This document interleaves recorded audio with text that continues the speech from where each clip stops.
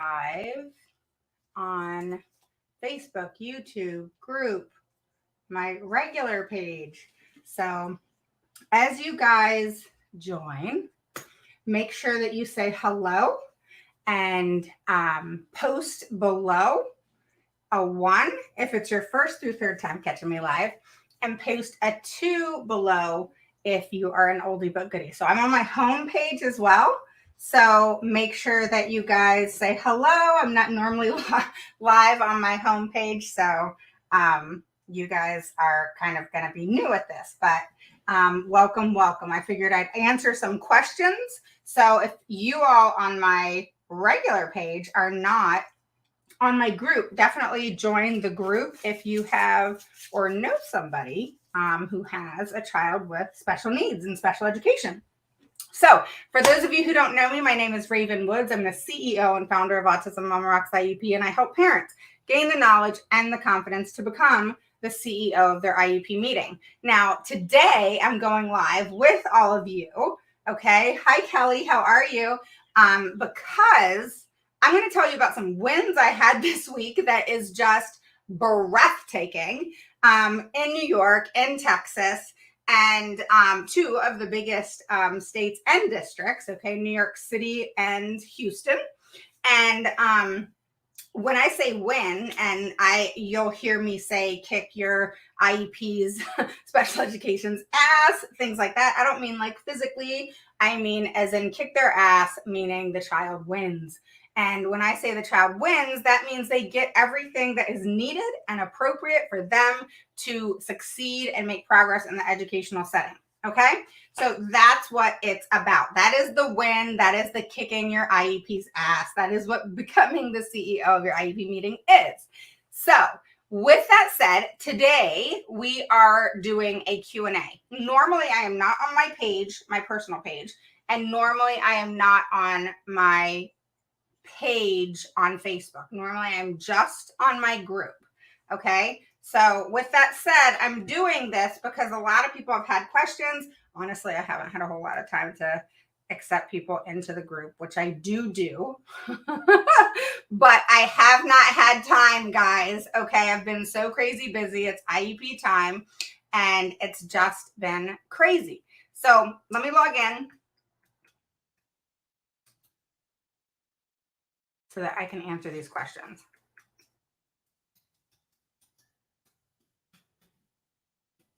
All right. So we're going to answer questions on the group. Okay.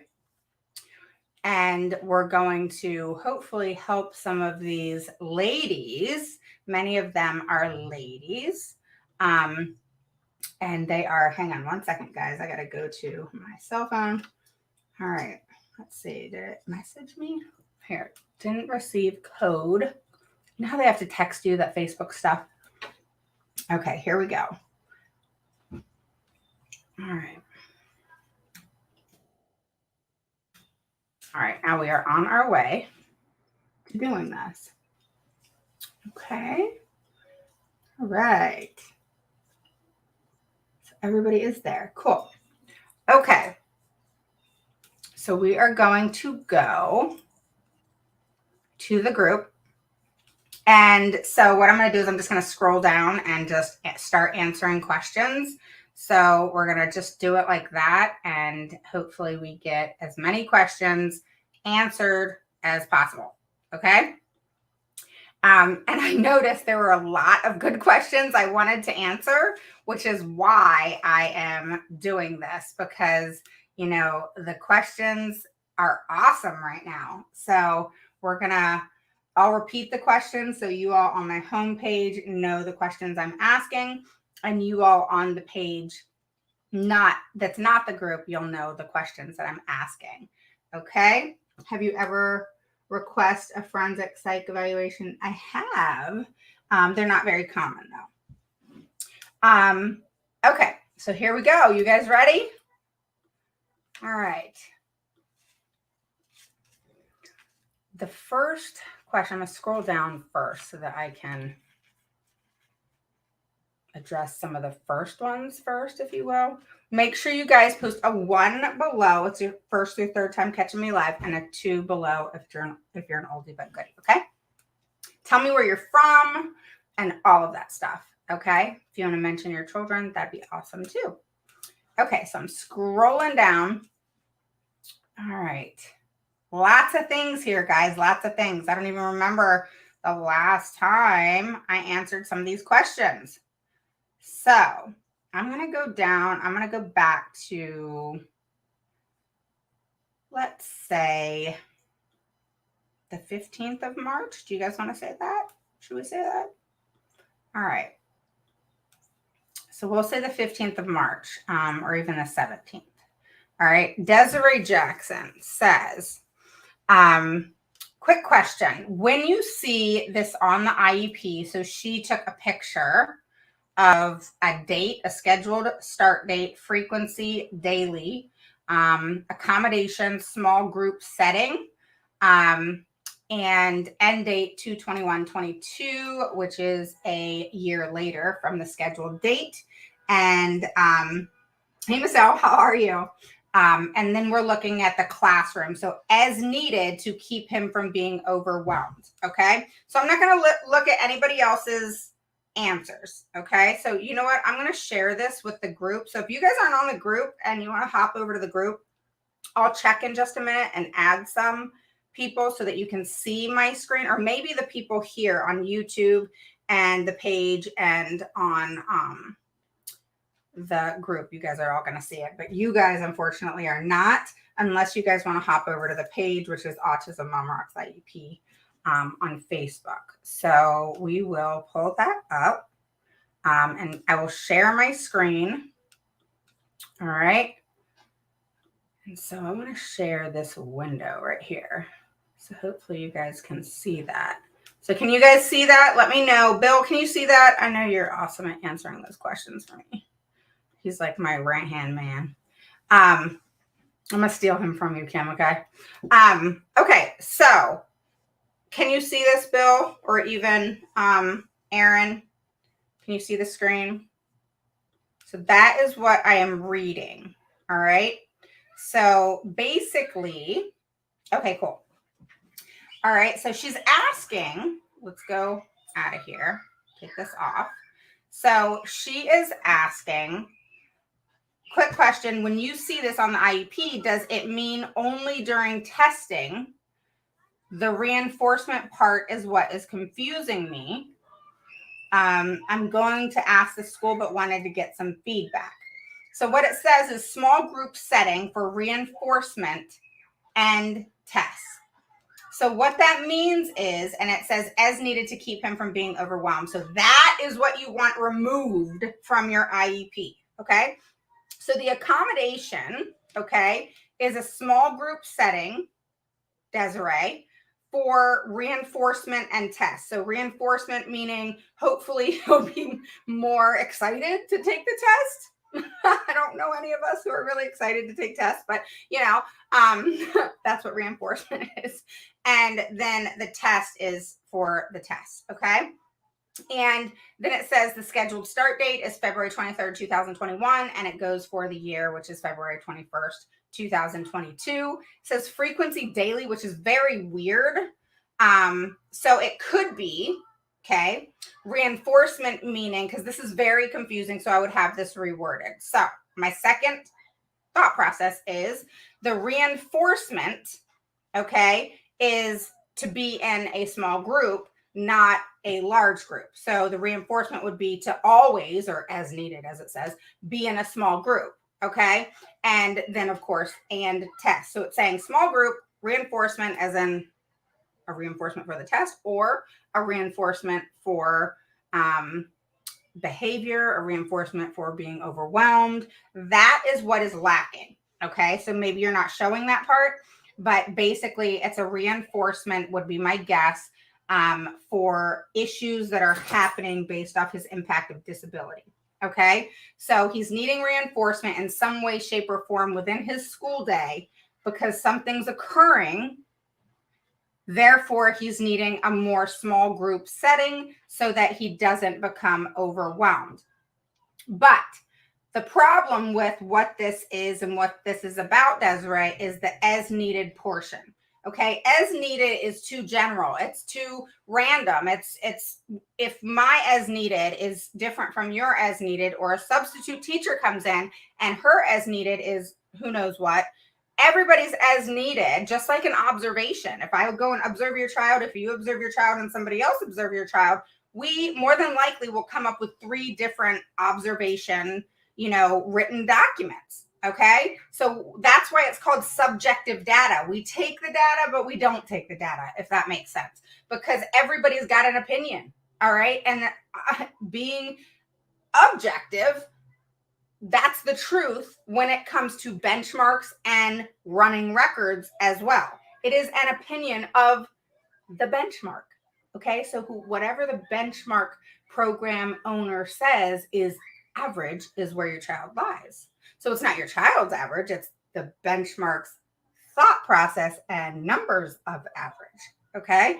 So I like factual information. So I don't like subjective data, but that doesn't mean we don't take that data into consideration in creating the IEP.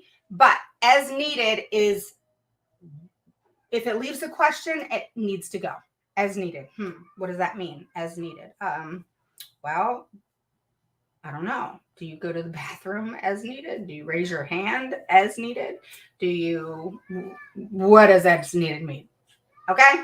So you need to get rid of as needed. It needs to simply state in order to keep him from being overwhelmed, period. That's the reason. He's getting a small group setting for the school year in order for him to not be overwhelmed. Okay. So something within his day is making him overwhelmed. Now, to be quite honest with you, Desiree, I would dig deeper. Why is he becoming overwhelmed? Does he have a BIP if necessary? Has he had an FBA in order to kind of, remove the thought process of could he benefit from a BIP? Is there behavior concerns when he is becoming overwhelmed? Is that something to be concerned about? What does that overwhelmed feeling feel like? Because really being overwhelmed could be something that you and I feel as well. We all feel overwhelmed. So something, because he has a disability, is more than the norm is what it's saying. So what is happening would be my question. How is it happening? What is the antecedent? What is happening before the behavior happens? Behavior being overwhelmed. So I would dig deeper. I would find out more. Those are the things that I would focus on. Okay. I see you have, some 10 comments there. I don't know what everybody said, but that is definitely what, bottom line, no matter what anybody or anything says, that's it. Get rid of as needed, find out why he's overwhelmed, find out if he needs an FBA done, and try to get to the root of the problem. Okay. Behaviors don't just happen. Kids don't just have behaviors. There's always, always, always a reason. Okay. Even if it's a stupid reason, there's always a reason. And I like to know the reason. I like to get to the root of the problem. Just like if a child has processing issues, there's a reason. Okay. There's always a reason. Okay. So you always want to find out the root of the problem. All right. Moving on. So Angie, she says, can someone explain this to me? So instead of saying my daughter has autism on her IEP, they put emotional disturbance. Okay, secondary disability. So this is the disability category for anybody who's wondering what this is referencing. So the disability category, she's saying number 1 is emotional disturbance, and number 2 is language impairment. What does that even mean? I'm trying to her a scholarship. I guess she's saying get her a scholarship for a better school, and this may block it for the first one because the school would do nothing about the bullying. Okay, so that's a little bit of a confusing question. But what I would say is that bottom line, you want to find out why they put that disability category. The disability categories are very clear. All right, we have specific learning disability. We have other health impairment, autism. All right, we have emotional disturbance. And let me explain that to you. So just to go through the rest of them, it's speech and language impairment, visual impairment, including blindness, deafness, hearing impairment, deafness, and blindness. Again, I don't know why that's twice. Orthopedic impairment, intellectual disability, traumatic brain injury, and multiple disabilities. Okay. So bottom line, the emotional disturbance is various mental health issues can fall under the emotional disturbance category. And this includes anxiety disorder, schizophrenia, bipolar, obsessive compulsive, all of those different things that go into all of that. Okay. So you want to find out, and more likely than not, you have an idea of why emotional disturbance is there. It is something you guys should have discussed in your IEP meeting. You definitely should have an idea of why. It's not something that is just randomly chosen typically. I'm not sure where you are, but I would definitely find out why. Language impairment, I would assume that's the SLI. So find out why they put emotional disturbance. You always can change it if it's incorrect, and challenge it, and always request another IEP meeting. So hopefully that helps you, but I would definitely request an IEP meeting to discuss the reasoning behind that category. But you should have been included in that conversation, because every year there's an eligibility meeting, which is your yearly meeting as well. And that discussion should take place, which should include you as an equal team member, where you can have that discussion with the team. Okay. And usually they have a laid out process of how they come up with the disability category and their suggestions and recommendations. But what you need to do is question that. You can't just say, oh, okay, no problem. Thank you. I appreciate it. No, you want to question that if you don't agree. So make sure that you do that. Okay, Angie?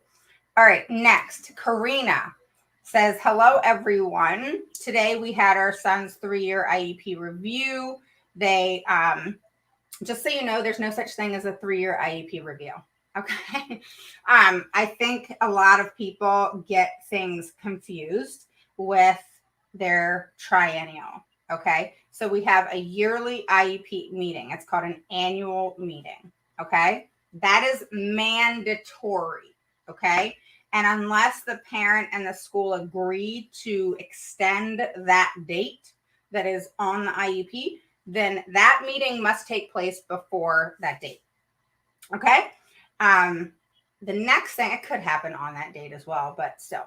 The next thing is the triennial is mandatory for a reevaluation. Okay. So that is the difference. You always have an annual, and you always have to have a triennial reevaluation, unless, again, you and the team agree to not evaluate. Okay. Which I would never agree to. Okay. I always talk to my clients and, have children evaluated dependent on their needs and things like that and how they're doing. But I like to do that 1.5 year mark, dependent on what the change is, what progress looks like, if data is attached to that progress report, which I request, and that proof of what's in the progress report. Many times I call them shit progress reports, because everybody gets a shit progress report. There's not one progress report I've seen that isn't shit. All right. And so when I say all progress reports are shit, they are, because nothing about a progress report tells me how that child is doing, other than a 1 or 2 or 3 line sentence that the child is making progress, making sufficient progress, starting to make progress or not make progress. They haven't done it yet, or they're on the route to getting to their yearly goal. Woo!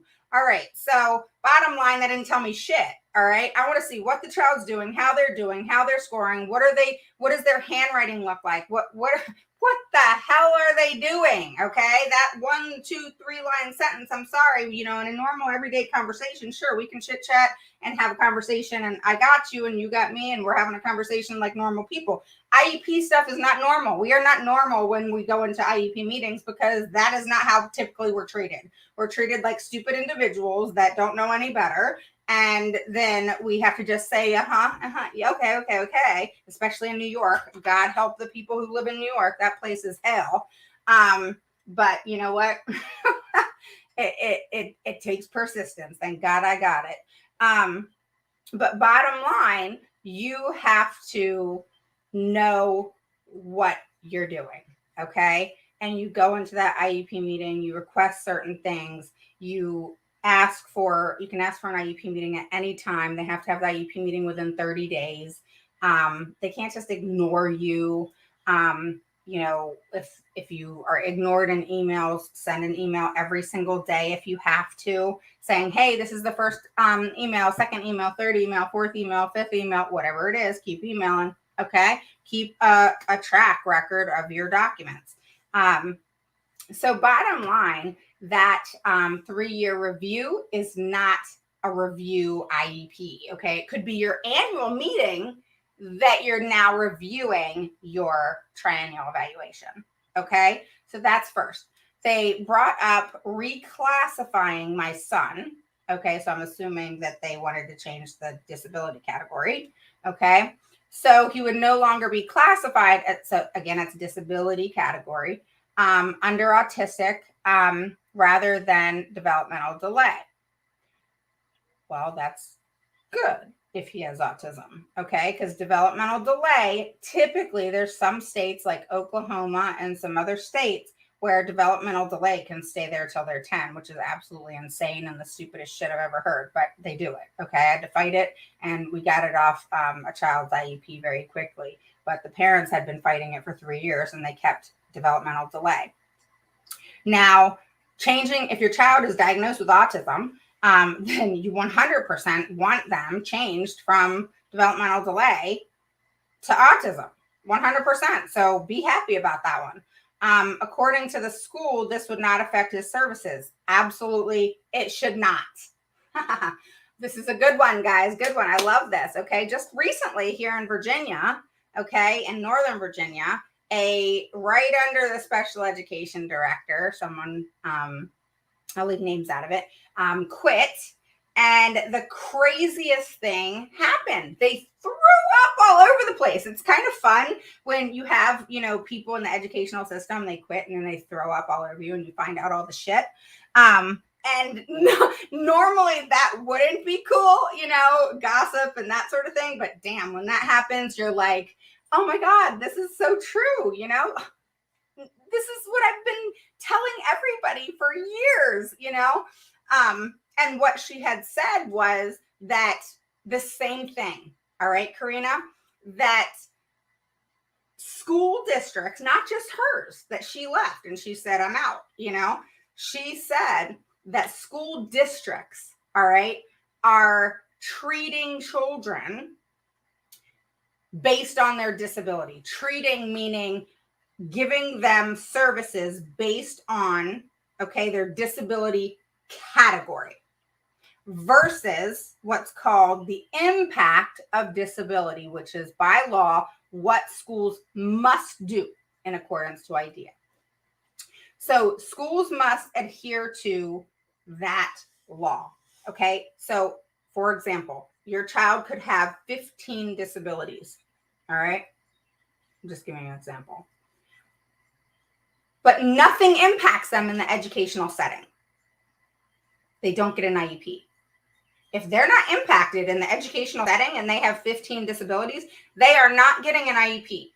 Okay, so that's kind of what that means, kind of extensive, but you know, that's giving you an example of IEPs in special education is based on the impact. How does autism affect that child in the educational setting? How does ADHD affect that child in the educational setting? Okay, not, oh, the child has autism, okay, they get special ed. No, it's the child has autism and has sensory issues, behavior issues, learning concerns, et cetera, speech issues, etc., and therefore needs special education and services to serve them in the educational setting in order to provide FAPE, a free and appropriate public education, which again is law based on IDEA. Okay, so that is a must to understand. Then she goes on to say, according to the school, this would not affect the services. Obviously, it makes a difference. Otherwise, they would not be requesting to change the status. Not true. Okay. So you're wrong in this situation. I call it out. I let people know straight up when they're right, when they're wrong. I'm going to tell you right now, you are very wrong in this situation. It is amazing that they're going to change developmental delay to autism. You 100% want that. You don't want to argue it because bottom line, if your child has autism, then it needs to change. Okay, they need to be in alignment with one another. Okay, because autism is not just a developmental delay. And if that is one of the categories and they're diagnosed with autism, not developmental delay, then they need to have autism as their disability category. And you should not argue that. I will address something that's on an emotional basis to parents because, again, I'm a straight shooter. I'm going to tell you how it is. We have to get over, as parents, our feelings. Easier said than done. Believe me, I've cried. I've gotten all upset. I still, to this day, if I'm talking about something specific regarding my child and the 6.5 years of hell that I went through. But at the same time, I still had to get over myself. I had to get over wanting the death of my district because I wanted so much revenge. Okay. My mind and my thoughts were so crazy in regards to wanting revenge that I lost track of what was important because I had to choose. Did I want the school system to own their shit, or did I want my child to get what was needed and appropriate? You are not ever going to get the school system to own their shit. Ever. They're never going to say, nope, we didn't provide your child FAPE. We sure didn't. No, we're so sorry, but we didn't. We didn't do it. We didn't do it for that 6 months. So you have to let that go. I had to let it go. You have to let it go. Okay? We cannot sit and hold that anger and hate because guess what? The only person it's bringing down is you. So you have to let that go. It takes too much energy to have that hate and resentment and wanting the death of the district because number one, it ain't going to happen. Number two, they're not going to admit it.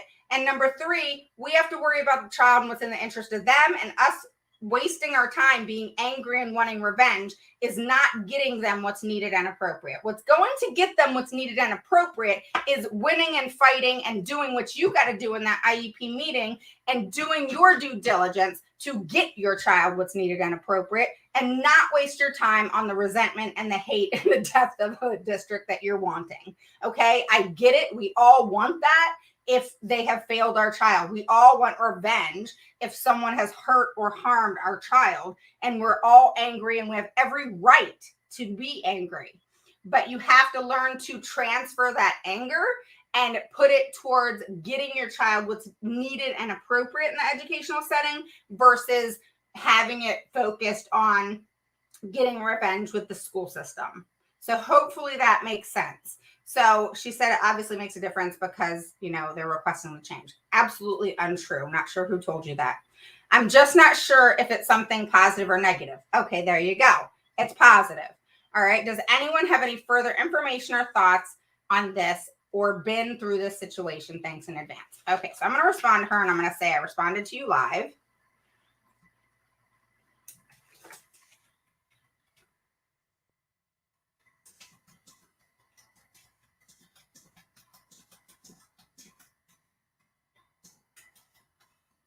All right.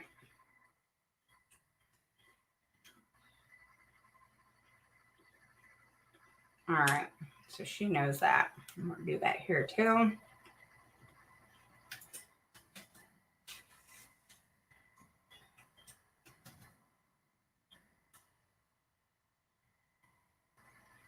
See it there.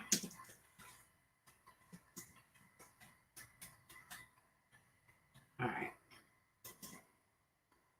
Let them know that I responded, right? Okay.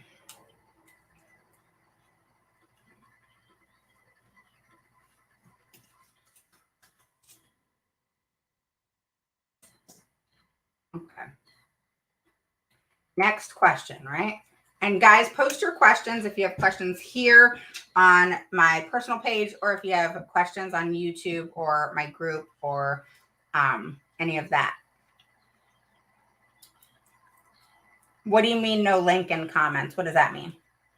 Oh. Okay, here, let me, for those of you in my group, that's right. Hold on.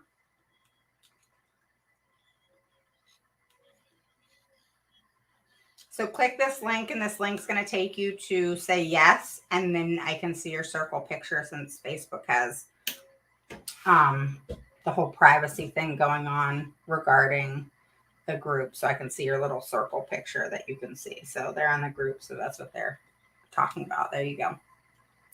Okay, so let's move on to the next question.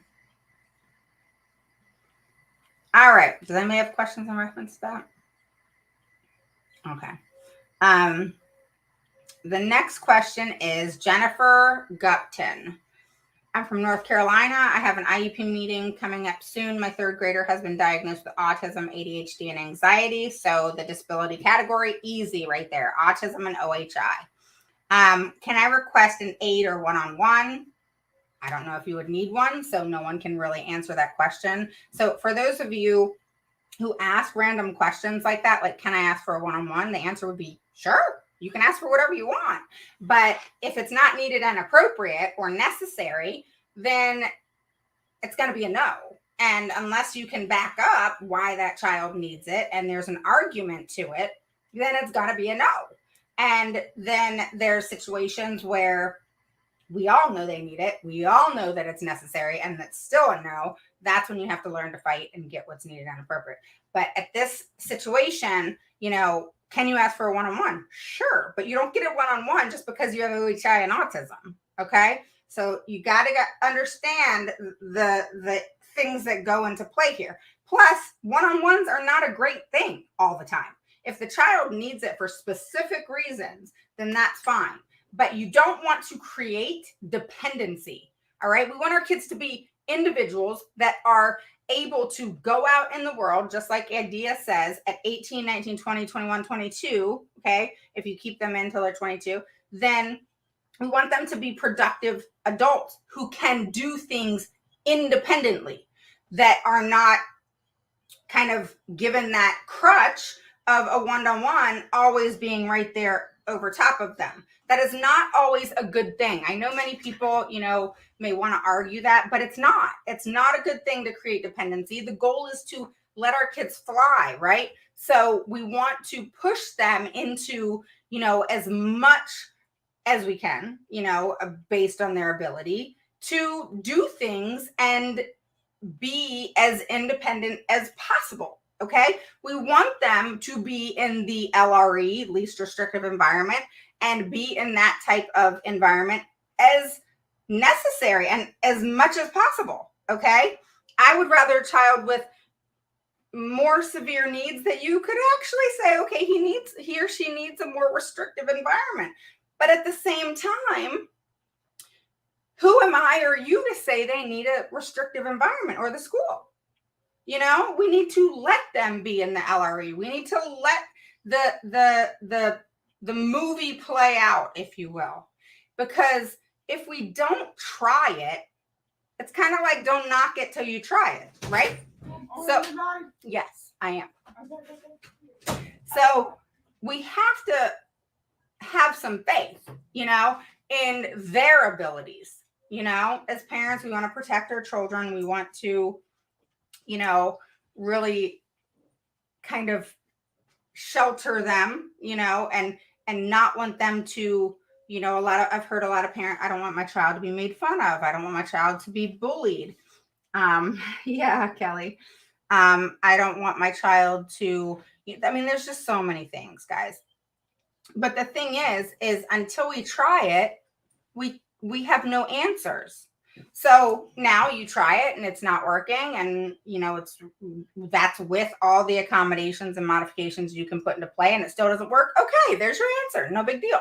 But at least you tried it, and then you can start fading out the more restrictive environment and try to get back into the LRE as they grow and are given the services and accommodations and modifications that they need. Okay, so she continues saying, my son isn't always turning in his assignments on Chromebook and doesn't follow directions well. Okay, that's all part of autism and ADHD. The teacher, and there you go. That's a definite example of impacted disability. The teachers could not and would not provide any answers as to why this might be happening, such as distracted, confused, etc. The principal told me to ask my son. Okay. Okay. You got to push through this one, girl. But bottom line, that you demand that those teachers figure it the hell out. Okay. And then you go in and observe your child. All right. And you figure it out. In my course, I teach you got to do what I call the hunt and gather. All right. It's kind of what attorneys do. You're just doing it on a parent's side of you. Okay. And parents are a hell of a lot better than attorneys when it comes to researching their kids and doing their due diligence when it comes to finding out what the hell's going on. All right. We will surpass any attorney anytime, any day when it comes to a parent and their determination to figure out what's going on with their child. All right. So bottom line, you get the hell in that classroom, you dig deep, you ask as many questions as you possibly can, never make a statement. Ask a question, they respond, ask another question based off what they said. Ask another question, wait for their response, ask a question based off their response. You're going to gain information every time they respond. Every time. All right? And then when you start hearing that information of comments and statements that are leading you to the answer of what is going on, that is your golden ticket. Oh, so you're yelling at my child. So my child is becoming overwhelmed and nervous and being put on the spot. So they are acting out. That's just an example. But bottom line, you need to get to the bottom of it. All right. So bottom line, okay, it's kind of like if you got a incident report on your child. All right. And it said your child hit so-and-so and is now suspended for 5 days. And you're like, well, what the hell happened? All right. Well, bottom line, you want to get to the bottom of it. Did your child just hit to hit? Or was your child intimidated? Was your child bullied? Did something happen before he hit that child? Or did he just randomly hit the child? You're going to get to the bottom of it. Now, granted, we don't always get the whole story, but as parents, we know our children well enough to where we're going to figure it out. Okay, we're going to put all the dots together. They're going to start making a shape. Maybe a jacked up shape, but it's going to make a shape. All right. So you always want to connect the dots. You always want to ask questions, not make statements. You don't want to be the one talking. You want to be the one asking the questions. You want to talk so much that you're asking so many questions that person is just shooting out answers and overwhelmed that they don't think about that they were told by the district to shut the hell up. They're thinking at that time trying to come up with answers to give you the response, because believe me, the school district's telling them to shut up, not talk. Less is more, but it's supposed to be an IEP meeting about your child, and you're supposed to be finding out as much as you can about your child and your child's progress and what they're doing. But the teachers are told to shut the hell up. They're told less is more. All right. I did a whole poll on it. There was so many answers in regards to less is more or not talk. Or the other, I would say 10% was I'm the one running the meeting. So no, that's not true. Blah, blah. I do most of the talking. But that's what happened. All right. And so moving on, he struggles with getting passing grades on assignments and tests. I asked why, meaning where was he struggling in what areas? The principal told me to ask my son and to look on his Chromebook to figure it out. I'd have cussed him out at that point. I asked the guidance counselor if she could observe him. She briefly for one day and said she didn't see anything of concern. He's supposed to wear glasses but refuses. He isn't very good at advocating for himself. He has ADHD, anxiety, and autism. What the heck? Teachers complain of not following directions on assignments and going to the restroom too much. Like, this is a surprising thing that's being said about teachers because, this is stupidity. Okay. And typically a teacher will be the first to say, there's a concern, or talking to the parent about, we have some behavior issues here, or, that sort of thing. Very seldom do we have teachers that are just like, ask the child, figure it out. I'm so sorry. Because this just seems like a very careless, irresponsible piece of shit teacher. And that is not very typical. There's good and bad teachers. There's good and bad doctors. There's good and bad of everything. But at the same time, this is the teachers are complaining. And I get it. I hear it a lot from parents. Oh, they're complaining. They're this and that and the other. But there has to be collaboration. You have to say, well, what's happening? What's going on? What is happening before? And a child with ADHD, autism, and anxiety, okay, they didn't turn their assignment in on time. So what? You can't give them a bad grade because of that. So what? Put on the IEP and accommodations that he gets extra time. He gets an extra week, whatever it is. He's not going to finish it on time. Who cares? I don't know why the teacher cares. And what doesn't make sense to me is why the school district and staff are not requesting IEP meetings when changes need to be made. I have a school district here in Virginia, in Williamsburg, all right, and I'm starting to call out school districts so they can kiss my butt for real. And my thing is maybe if they're called out, maybe they'll freaking do something about it, to be quite honest. Excuse my language, but it's freaking true. They need to do something about it. We call meetings. They need to call them too. They're the educators. They call themselves the experts, when really the parent's the expert of their child. But anyway, they call themselves the experts. Well, if you're the experts, then call a damn meeting when one's necessary. The one in Williamsburg, this is what they did. The child mastered his only one goal. The speech therapist didn't call a meeting. She just let it ride. So what the hell were they working on? Not a damn thing. We asked her, what are you working on? Well, he mastered his goal, so I've just been supporting him and blah, blah, blah. Well, it's your job to come up with another goal when we have mastery. That's a good thing. Why did mom not know? Oh, I was waiting for the annual. Say what? You're waiting for the annual meeting to tell a parent that their child mastered a goal? Are you kidding me? You don't want to get me started, y'all. You don't. So bottom line, Jennifer Gupton, you work with him on wearing glasses. My daughter did that for years, and now she wears them all the time. So sometimes that comes with age. You didn't really put your child's age here. So I'm guessing for third grade, 7, 8? He's young. It sucks. They're not wearing glasses. He obviously needs glasses, for a reason. But at the same time, my daughter broke glasses so many times. She broke ceiling fans and glasses for the longest time. Now it's nothing about what she does. So she's very particular with the glasses. She's not broken anything in the house for the longest time, but she had, more sensory issues, but she's had all the services, accommodations, modifications that she possibly could get. So she's had a lot of progress. And so that's why it's so key, guys. So of course he's not good at advocating for himself. That's autism is a social disability that is, I say it's from the East Coast to the West Coast and probably larger than that. All the kids are different. Also, and I wouldn't tolerate any more the teachers complaining. I would have expectations. I would put those expectations in writing. I would bullet point them, or 1, 2, 3, 4, 5 them, and they would definitely do it. I can guarantee you that, because that is unacceptable. Okay, that is not responsibility. That is not teaching. Okay, but like I said, it's just kind of surprising that I've heard teachers complain and stuff like that, but at the same time, they're saying, hey, let's let's make some changes. You know what I mean?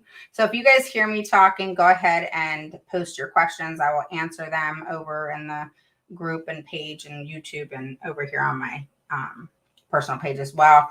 But let me get through these questions on the group. Also, so for you, Mom, Jennifer, one thing I would do is I would take him to the doctor, and I would ask to Jennifer.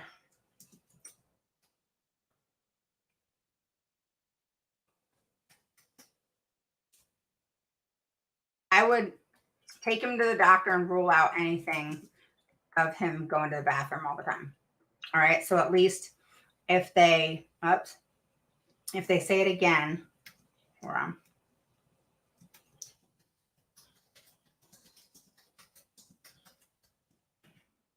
Okay.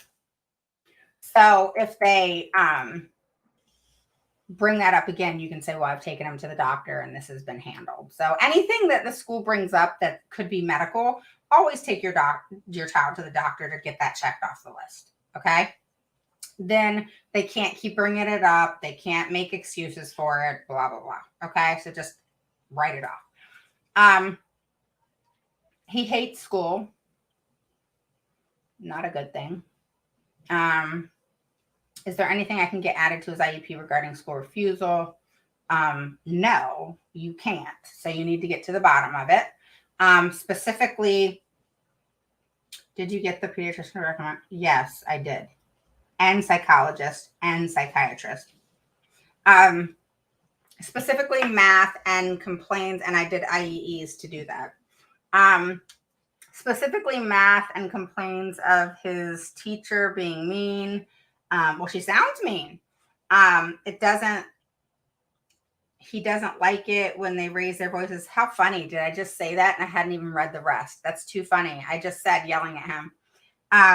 He doesn't like it and raise their voices and are mad in the class. I'm concerned of truancy charges. Okay, so you got a lot going on, girl. So there's a lot that needs to be put together. So you're welcome to give me a call or message me or on WhatsApp. But you do definitely have a lot going on, and you definitely want to address a lot of the concerns. Okay. But you just have to be very mindful of how you do it. Okay. Next question, Tina. I was literally ready to cry, blah, blah. For those who don't know, I'll try to summarize. Okay, so she's had a lot of issues. I'll just cut to the chase. She's had a lot of issues with her district and all of those things. She said she ended up, she posted a bunch of pictures.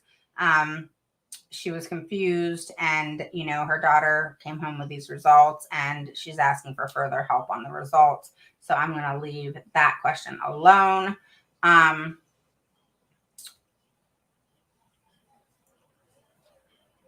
Next question, Jordan. I'm so frustrated as a parent with the AAC device. Okay, I already talked to her last night. So the next question is, I'm so upset. This is Laura. She said, I'm so upset at the school. They want to take my son's intellectual disability off his IEP. I don't know. It's interesting how the last one was emotional disabilities being put on. This one's intellectual disability taken off. That could be a good thing. I don't agree with this and other things they put in the IEP. So if you don't agree with the things they put in the IEP in the meeting, did you say anything about it? Did you comment to it? What happened? They said he's reading first grade level, and we know he's not, he can't read, and he's in second grade.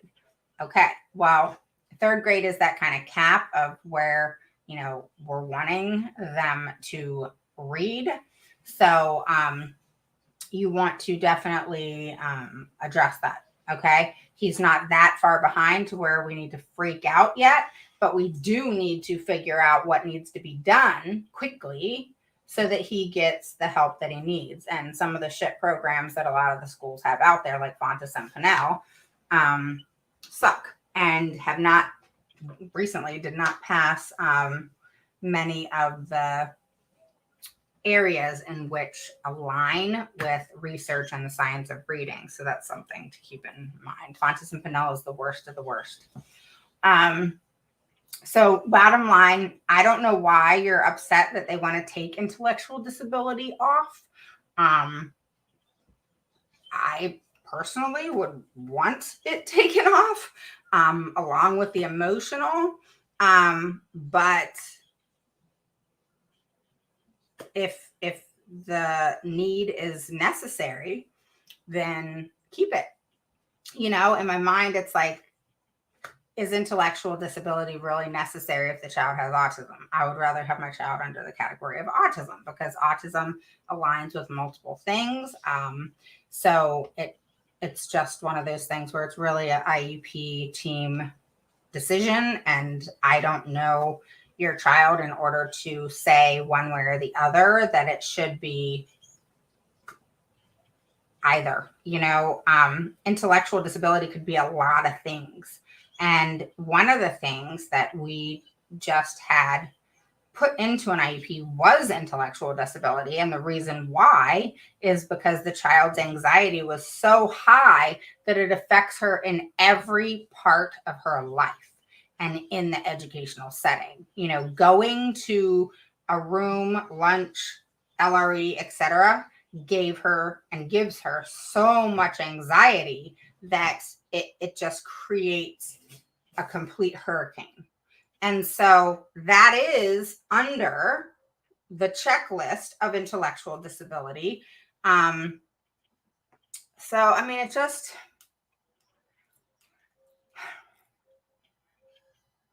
depends, guys. It just depends, I want to say, was it intellectual disability? I think it was intellectual disability. It could have been emotional disturbance. I gotta go look, y'all. But bottom line, we want to really focus in the areas where our children lie and not be skewed, if you will, by either other parents or, and let me read for you emotional disturbance, okay? So it's inability to learn, inability to build, maintain satisfactory interpersonal relationships with peers and teachers, inappropriate types of behavior, a general pervasive mood of unhappiness and depression, a tendency to develop physical symptoms of fears. Yeah, so it was emotional disturbance. It wasn't intellectual. So correction there. But the reason was that E is her tendency to develop literally physical symptoms and fears associated with personal or school problems. Now, here's what we did with emotional disturbance, okay, is we put, she falls under emotional disturbance, but we put under E, which is a tendency to develop physical symptoms or fears associated with personal or school problems. And so that's what we put, so that it was clear as to why this child qualified under emotional disturbance, because mom didn't want it looking like, okay, she had schizophrenia or anything like that, which I understand.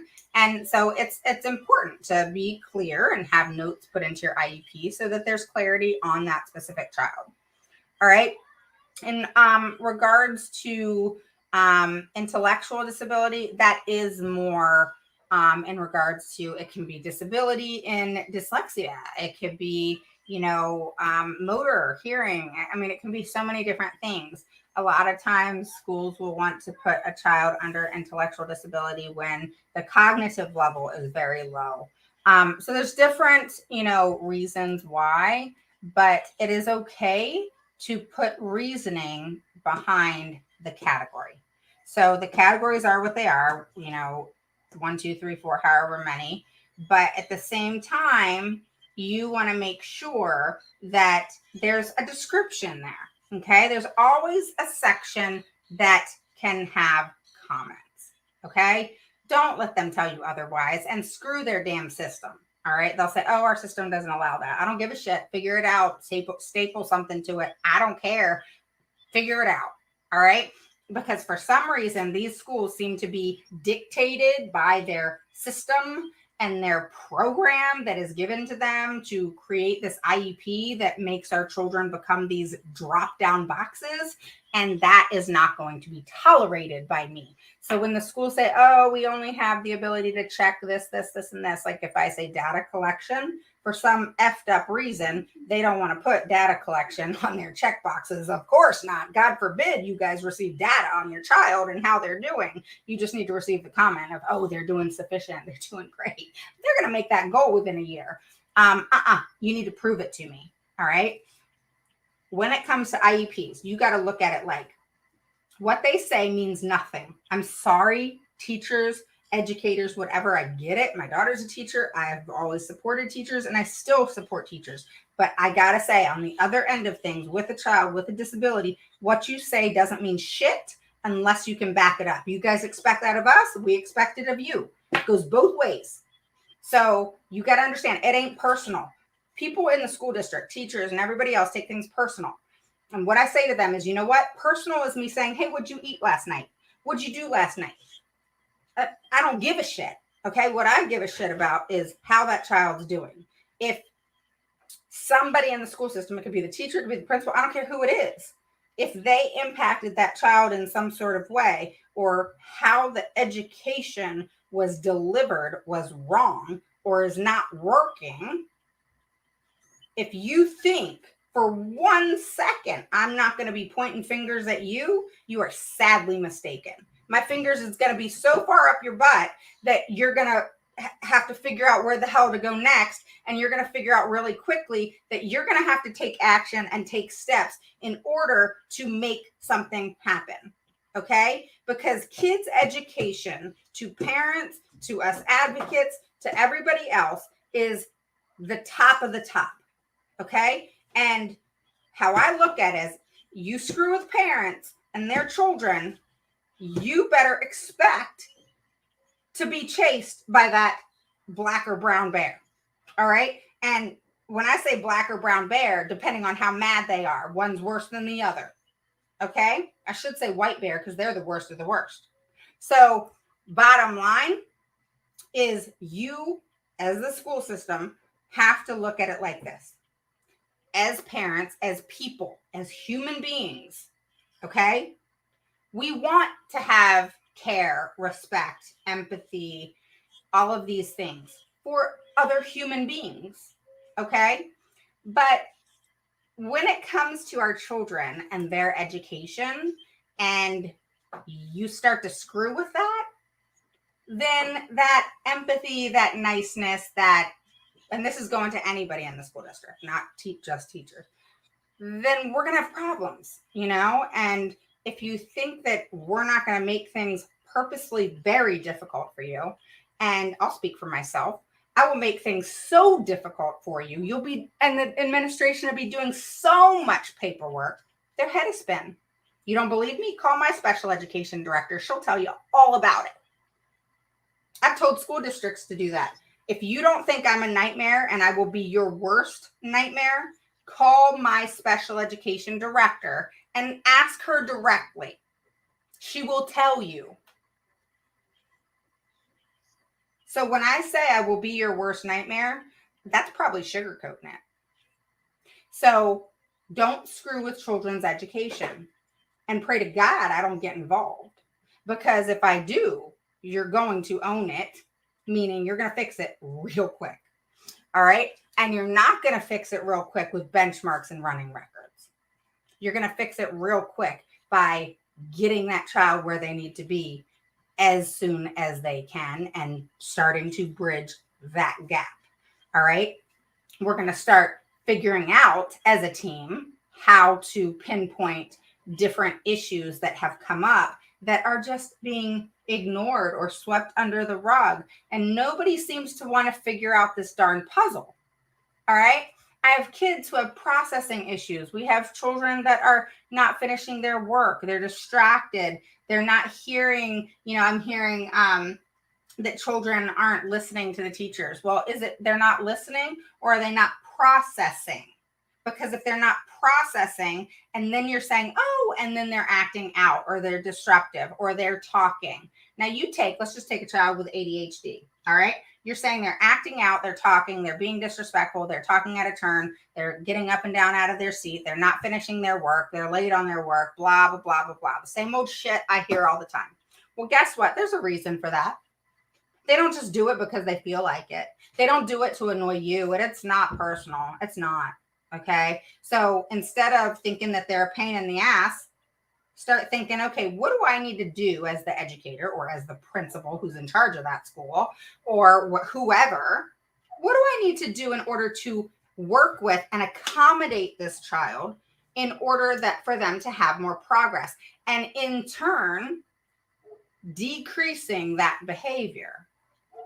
Or the one thing you're mandated to do is request an FBA or suggest an FBA based on the behaviors that are occurring. Because you're mandated, if a child has continuous behaviors, which includes not finishing work, which includes getting up and down, which includes being disruptive, which includes being disrespectful, which includes not listening, etc., to have a BIP in place after an FBA is done, and it's possibly necessary that they need a BIP to accommodate them in that way in order for them to be served and in order for them to make progress. So starting to check off those boxes or fitting that puzzle together is probably wiser than complaining that doesn't get anything done. Just my 2 cents. All right. So Laura, hopefully you get things worked out.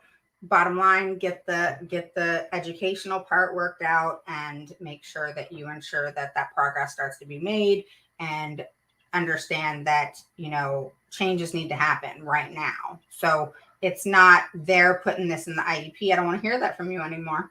Okay. I'm going to get down on you on that. Don't say anymore that they put this in the IEP. If you don't agree with it in the IEP, then you need to do something about it. Okay. All right. So let me respond to her.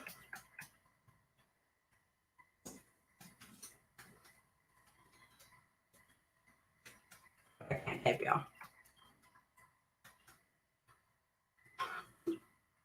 Oh my God. Did I do it, y'all? All right. Easy. Hey, damn it. Well, all right, someone help me.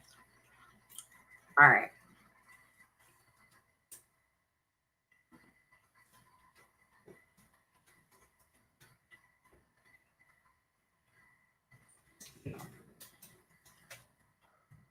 All right. Who knows where it is?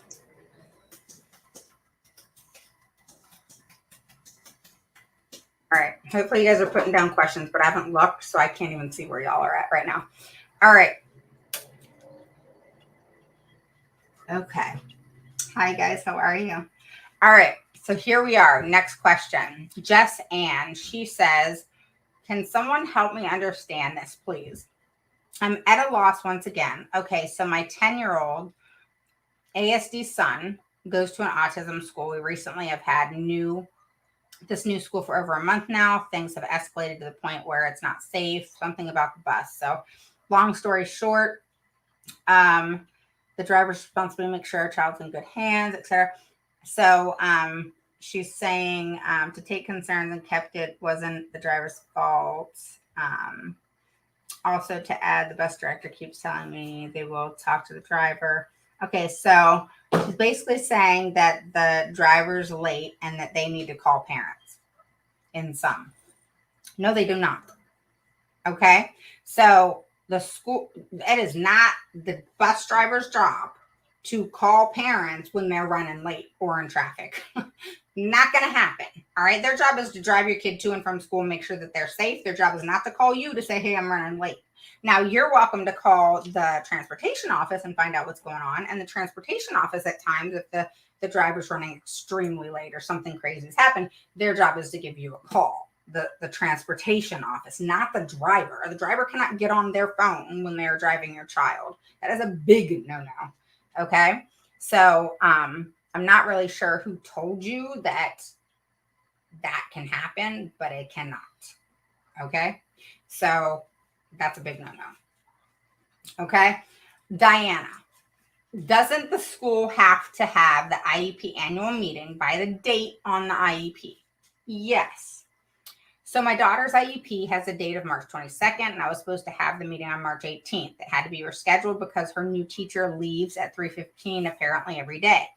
I had it rescheduled for 4 p.m. because that's when I could do it after work. Well, in response to that, so by law, the school district has to work with you. You have to have a mutually agreed upon time, date, and place of where you have the IEP, and when the IEP is, et cetera, et cetera. All right. So bottom line, they have to work with you. And this 3:15. And now, granted, IEPs are done typically during the school day. All right. I was in a meeting yesterday from 9:30 in the morning till 5:30 at night. That is just not typical, though. This was a team that, believe me, we have gone at it, but we have finally come together, and it was a beautiful meeting, but it took a long time because I was very picky about that IEP, and now it's perfect. And, that's the goal. So if I have to be in an IEP meeting all day, or it has to be 4 or 5 different IEPs in order to get that IEP perfect, then I'm willing to do that because it's worth it, because you got years of an IEP, life. And so you want that life to be as smooth as possible. So taking 3, 4, 5, 6, 7 IEPs, or even one long IEP or 2 or 3 long IEPs, it is worth it. So it's very important to understand that you have to make some sacrifice, and so do they. Okay. So I wouldn't get stuck on so much the date. I would say something. I would say we were supposed to have an IEP meeting by March 22nd. But I would also say, why didn't you say something about the teacher? Why didn't you say something about, no, Leo, my puppy is getting into stuff. So I would definitely address that. But at the same time, I would just be very stern in the fact of, we need to get an IEP scheduled. You need to make yourself and accommodate what's going on, and things need to, be put together. I understand that you work, but if you're only having one annual IEP meeting, and, the school district's willing to work with you as far as hours other than, after the school day, then you got to kind of comply with that.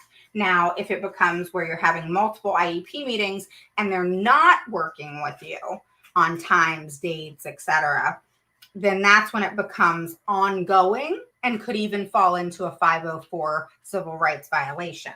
But that's only if you're like me and you have multiple meetings. I like to have meetings pretty much every quarter, sometimes depending on if the school district's, doing the right thing, then we'll do it, after 2. But it's kind of gaining that trust back after we get that IEP together. And we do. That doesn't mean they don't screw up again, but it's just saying that that relationship can be healed and then get on the right track. But they do screw up again sometimes, a lot of times, but we do the same thing again and get them back on track. But bottom line, just if you're only meeting once a year, Diana, then you need to suck it up.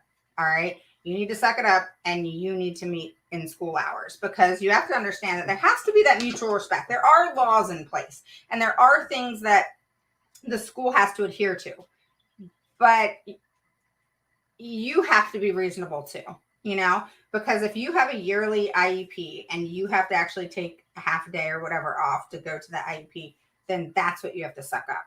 But if you're having 3, 4, 5, 6 different IEPs and they're not working with you in anything, then that's when they're wrong. Okay. So hopefully that answers that question. So you had to reschedule. Okay. Go ahead and reschedule and do what you got to do. Get to that meeting. So also, can I put in her IEP to where no abrupt changes like this can happen? You absolutely cannot. Like disrupting her learning environment. Well, what do you mean? You're talking about an IEP. You're not. What does that have to do with disrupting her environment? Because you're saying also, can I put it in her IEP where no abrupt changes can happen like this, meaning,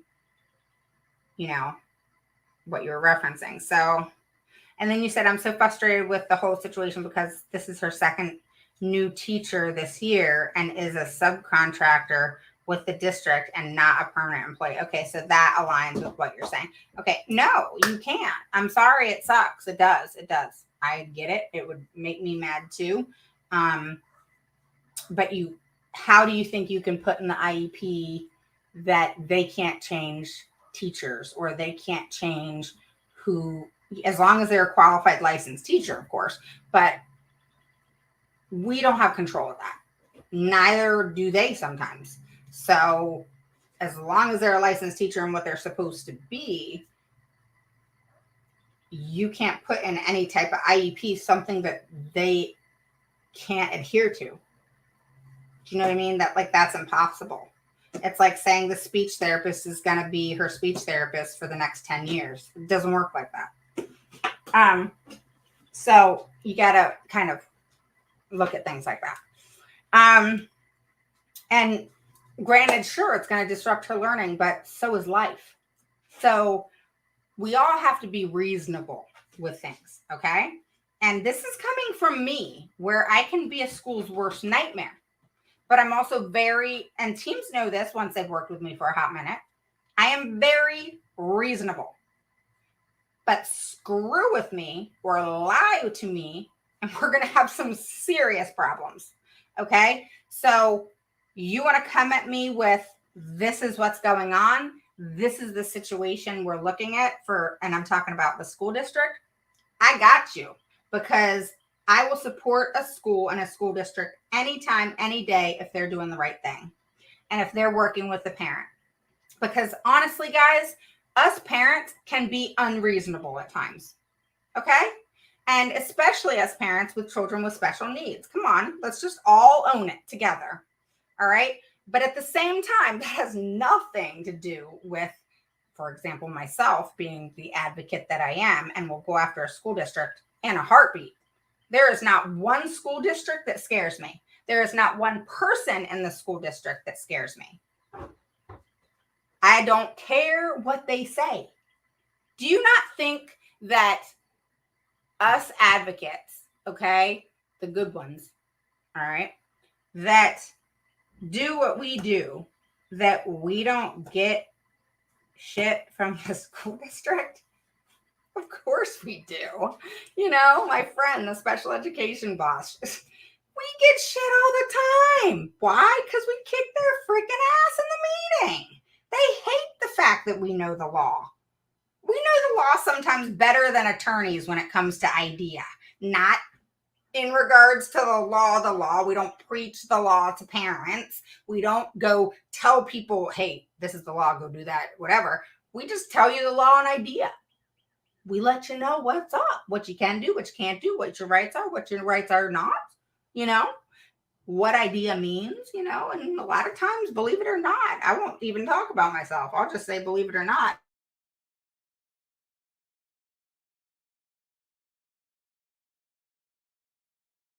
And they're more into that horse and pony show. All right. And then they go play golf together. The IEP is a whole different entity. Have you ever heard an attorney? They either don't talk at all, or they'll, like the one yesterday. I mean, she and I can go at it. Oh my God. It's like putting two ravens in the same room. It's like freaking bomb. But you know what? After 9 hours of an IEP meeting, we all came together, and guess what? That child's IEP is rocking. But I mean, boy, can that attorney and I go, we can go at each other. The mom's just like, okay, I'm gonna sit back and eat my popcorn now. But at the end of the day, it's always about the child. Okay. Hi, Just Ann. So did you get your question answered? And Karina, hello. Hi.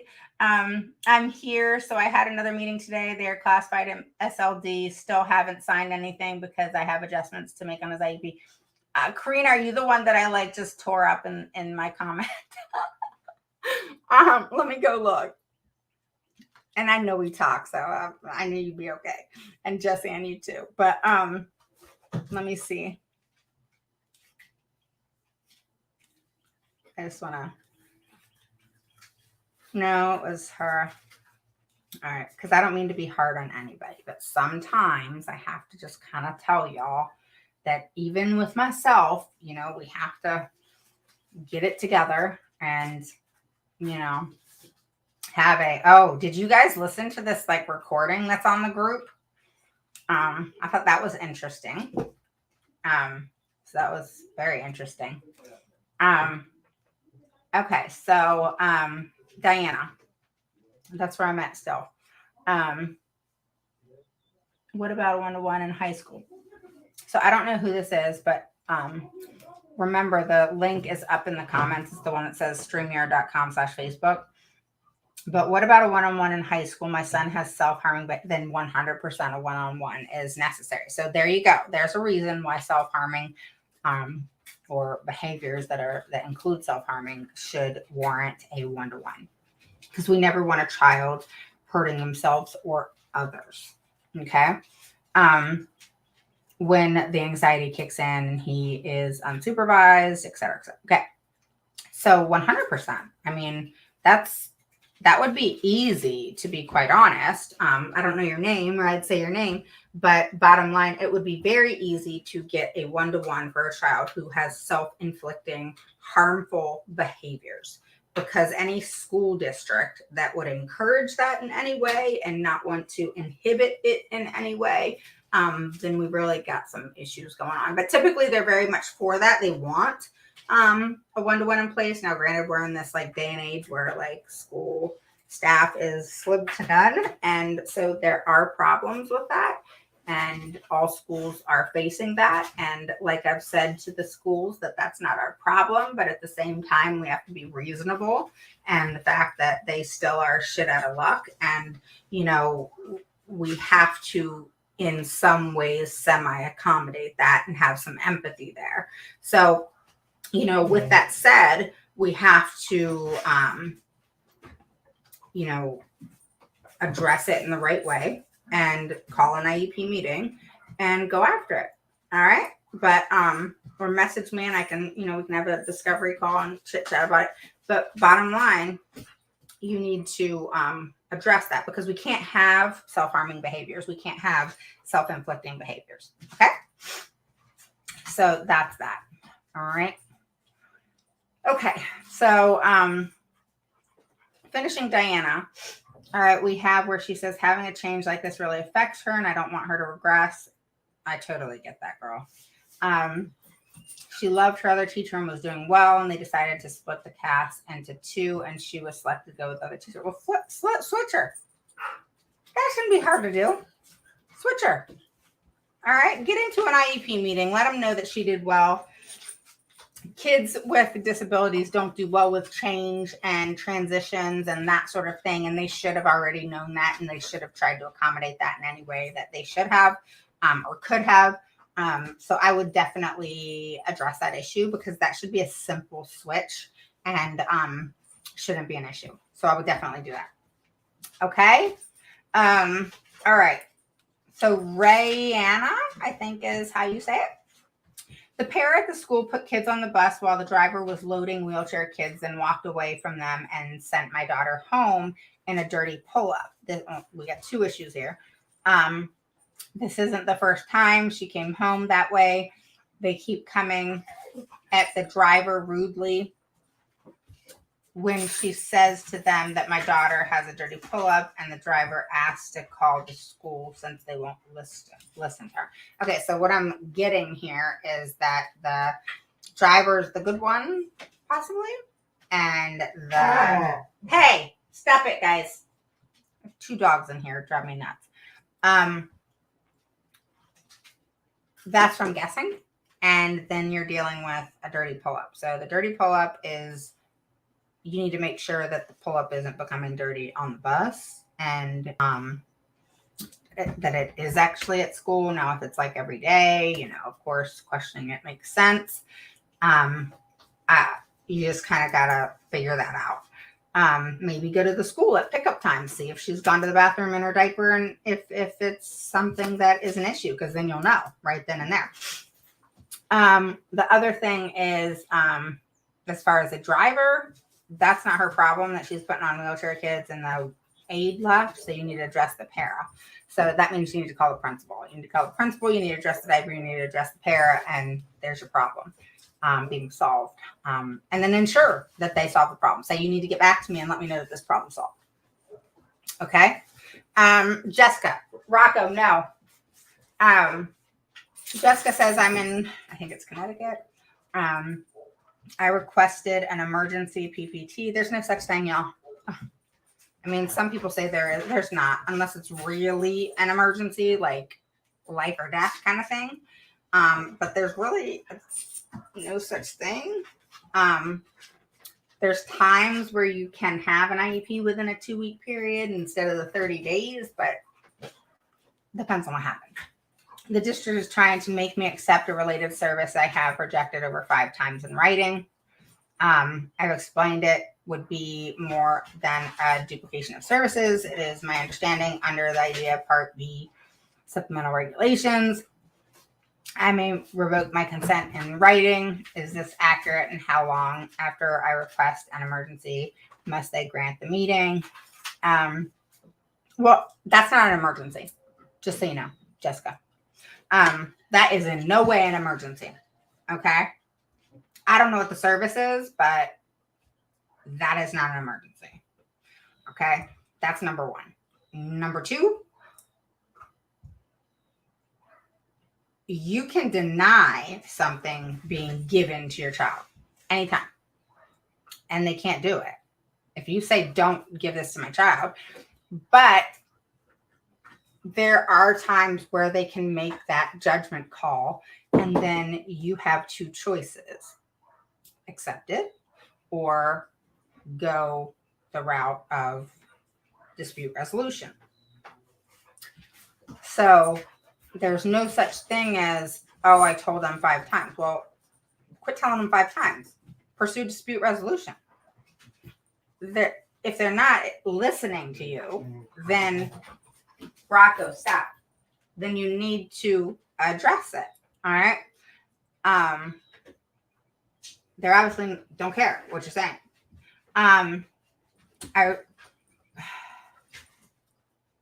Is this accurate, and how long after? You got 30 days. They ain't taking this as an emergency. I can tell you that right now. That is not an emergency. Okay. I really don't like her. I requested it. They have to grant the meeting within 30 days. They don't have to grant your emergency request. I really don't like her. I've caught her on lies twice. It pushed back, and they know I'll push back right back. An investigator from the state reached out to the district on Monday. In the meantime, I had to involve my daughter and ask her to say no thank you if the service provider approaches. I'm pissed. Okay, I got you. Whoops. It says something about the content not available anymore. Oh no. Books removed. Who knows? Okay, whatever.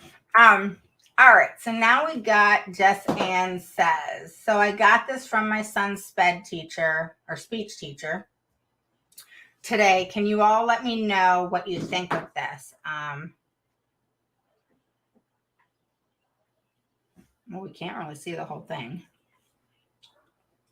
No, it's not letting me. Here, let me make sure.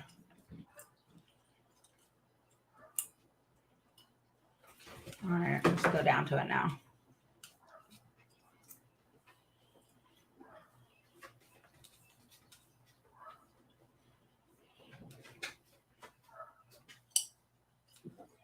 My live question seems to be frozen. So Jackie, what's up? Tell me.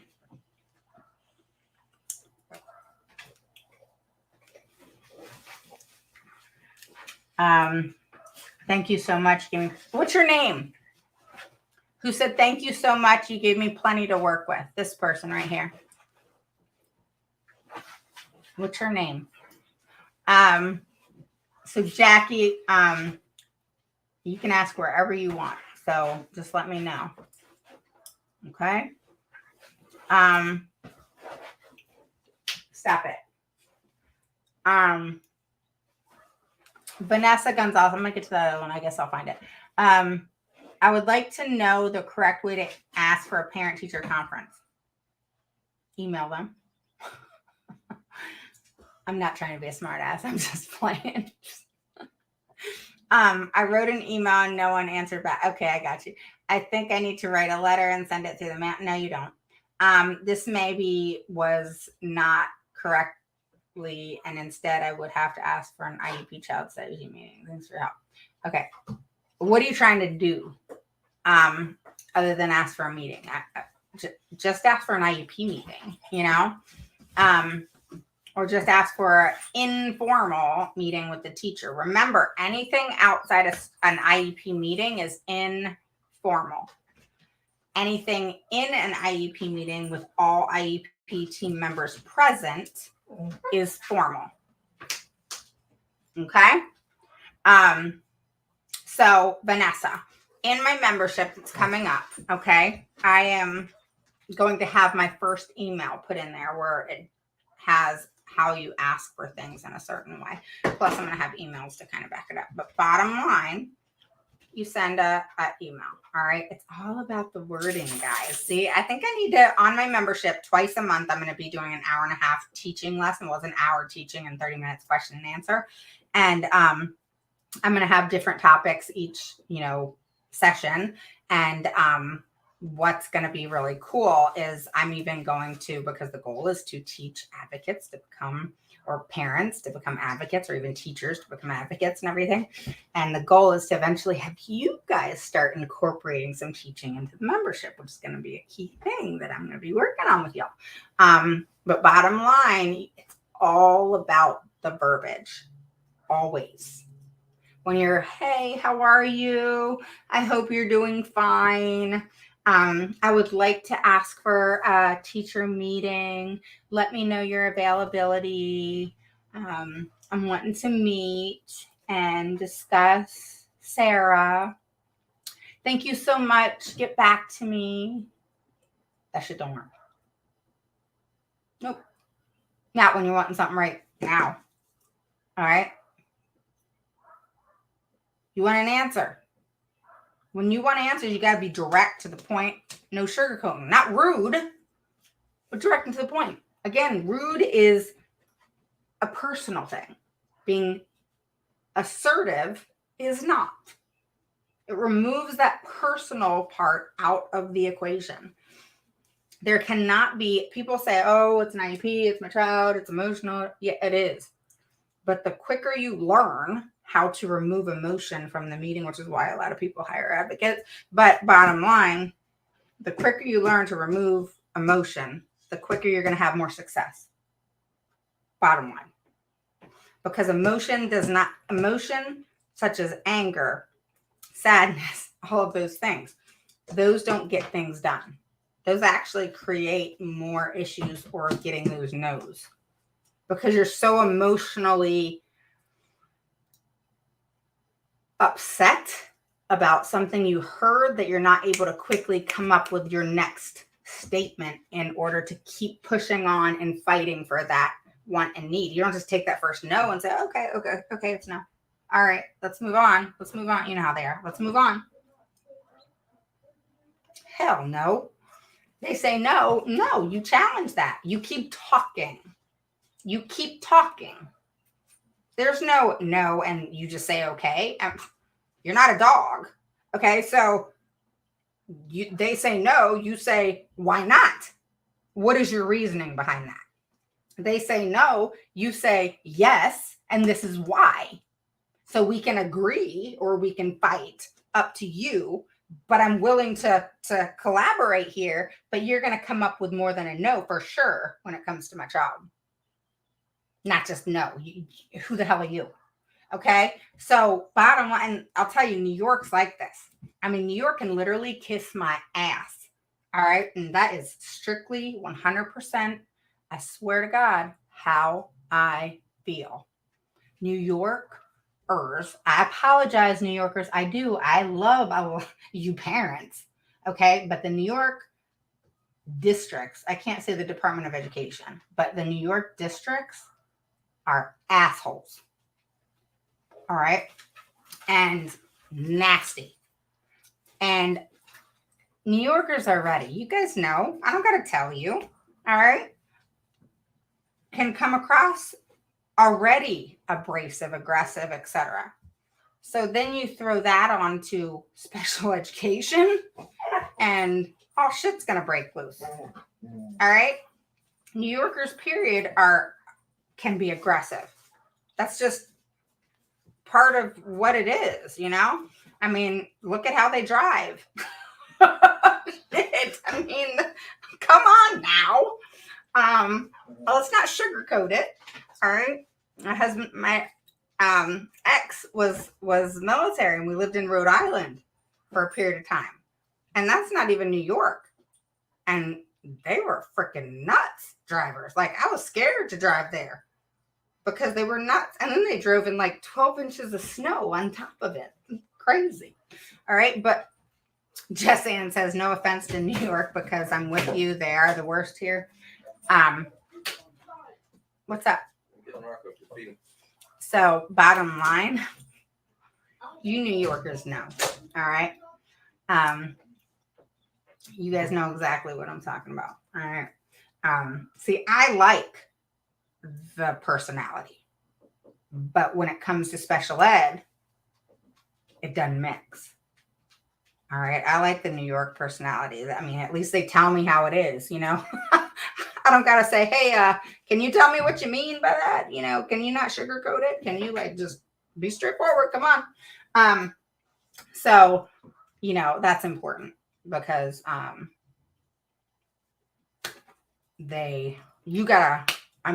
like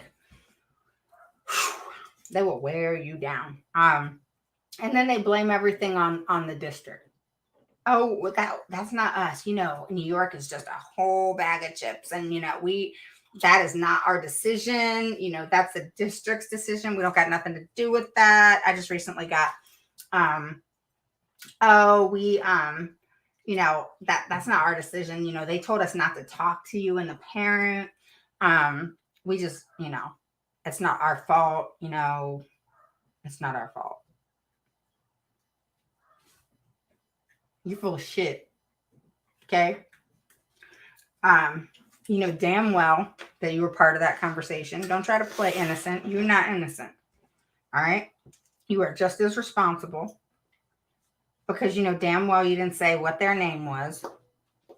You didn't try to say, hey, call so-and-so. We had to figure that out for ourselves. Mm-hmm. So let's just say it how it is. Stop bullshitting. Just like I took a recording and I sent it to you guys, didn't I? I sure did. I clipped their recording from that IEP meeting. I clipped her little shit show that she did and I sent it right on off to that Department of Education. I sure did. Even when the principal responded back, go look at your recording. All right. So enough is enough. You know, we all love New York. You know, California used to be like that. They're not so much like that anymore. You know, they're not. They got those SELPA people that like are actually getting with it. I guess they've been sued so much that they're tired of being sued. New York's starting to be sued a lot now. So hopefully they get with the program too. You know, so any of you guys out there who are interested that are in New York, put the word out there on those Facebook pages. So Jess Ann, Kim, put out there. I'm trying to do a huge systemic complaint. I want to nail their ass. All right. Where a bunch of parents come together making one complaint. So even though we got your shit together, Kim, you know other people. So that's what we need to do. Because you know what? If someone doesn't do anything, they can hate me all they want. Because here's the thing. If someone doesn't create a ruckus, change isn't going to happen. You know? And I can't tell you how many parents are just like worn out and just exhausted and just so upset in regards to, they just don't even know what to do anymore. You know? And that's just unfortunate. They shouldn't be worn down like that. That's just not cool. just not cool. I mean, and then the bullshit. I mean, I've heard it, so I know they're not kidding. All right, so let me respond to her.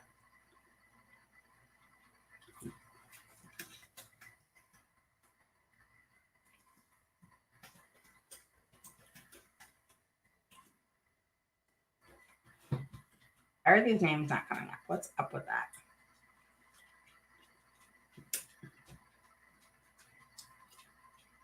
All right.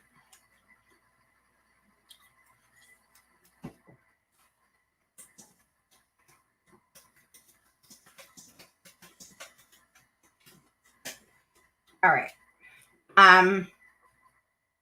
Next person. I think that's it. We got through the questions, y'all. Woohoo. Anything else? But you know what? I was on this one, wasn't I? Okay. So I just got this from my son's speech teacher for them to reduce here and there for his services and no demands in place for him right now. How does that work? My son is. Can you explain that to me, Jess Ann? Since you're on here, can you explain this to me? I don't know what you're saying. Like, I don't know what you're saying.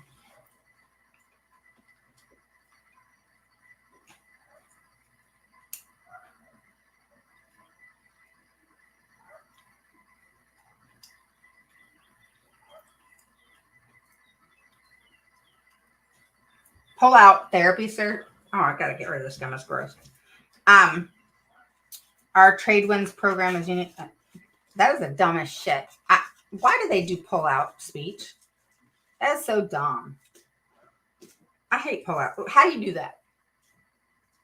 How do you do pull, or is it pull out? I just said that wrong, y'all. Is it push in?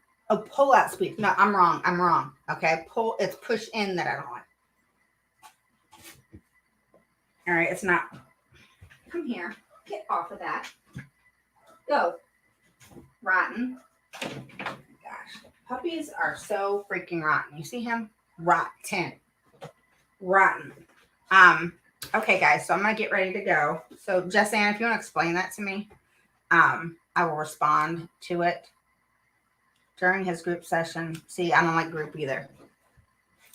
You sit there like a good boy. All right, so you put a bunch of children together in a group. All right, I'm going to tell you guys this one time. I'm going to say it every time so all of you guys get it, because they will try to feed you bullshit that parents just think makes sense, because it actually does if they convince you that good enough. All right, so when you put, let's just say speech, all right, your child has speech concerns, get down, on purpose. Okay, there's a reason, not on purpose, but for a reason. All right. And pragmatics, granted, is socially, functional, and the need to start communicating with others, right? And so they'll say, oh, group is the best way to go because they need to start communicating with each other and blah, blah, blah, right?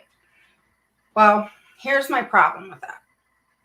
Is while I tend to agree with that statement, I don't agree with a child with special needs who has speech therapy, say in pragmatics, because that's more the social, right? Being teamed up with another child with the same issue.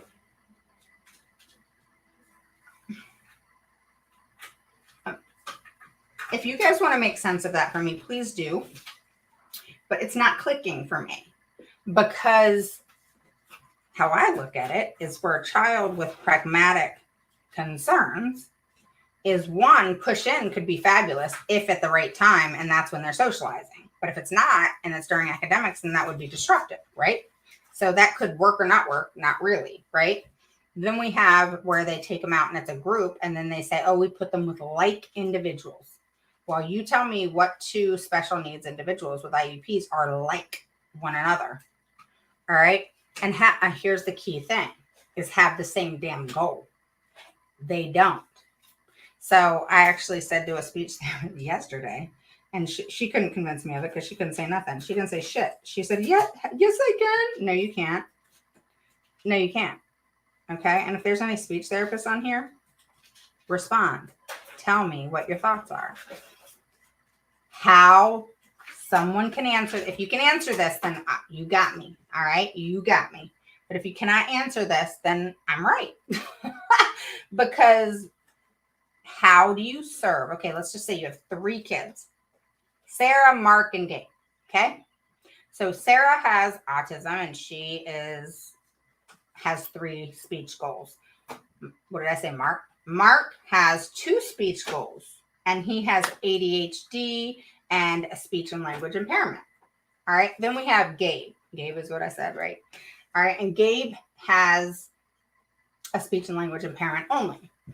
All right. And he has 3 IEP goals in speech. All right. So how is the speech therapist going to serve? I remember Sarah. Who did I say? Her with autism. All right. And then you got the other one with autism and ADHD or whatever the hell I said. And then you have the other one with SLI. One has 3, one has 3, and one has 2. How the hell? They all got 30 minutes. They got 30 minutes in their IEP. All right. And they each have, so you're talking about 3, 6, 7, 8 goals. 8 goals altogether. None of them the same. 3 children. 8 goals, 3 children. Different disabilities. Different people. How is the speech therapist or any service provider serving each child individually? If somebody can answer that for me, I'll stop saying that group is shit. You will have gotten me. I learned my lesson. But if you cannot convince me that each child with those IEP goals are going to be served to the fullest extent possible and their IEP be adhered to with fidelity, and you be giving that service with fidelity, and each child has to get 30 minutes. So that means each child goal has to be worked on for 30 minutes. And if each child has a different goal, how the hell are you giving each child 30 minutes? It's like a freaking word problem, isn't it? Can't happen. Can't happen. Okay. So if you want to explain that, Jessanne, then I'll respond. Okay. Okay. So I asked the speech how do you work in a group setting? And this was their response. I even told them this is not possible in a group, but yet this is what I get. Okay. The specifically designed program is then shown that the team approach to teaching is highly effective when the students participate in repeated practice of targeted skill throughout the day. Just email that to me. I'm like a paper person. I gotta have it on paper. I gotta have it in front of me. So I can't even respond to that. You gotta send it to me. Because oh my goodness, your group goal argument is brilliant. You put it in such a way that makes sense to me. Really have to think about this movie. Yeah, I mean, bottom line, it does make sense. Like I've tried to rationalize it, but you can't. I'm like, how do you work? Because usually a small group, they'll say, oh, we only have 3 kids.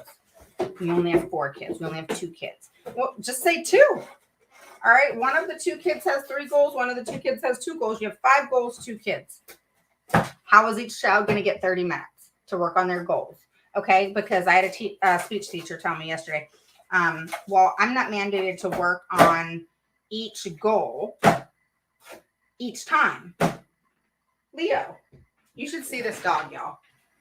Look, this is what he's doing. Okay. This is, a box from Costco, where you get printer paper, and he's chewing the box. He's rotten. Come here.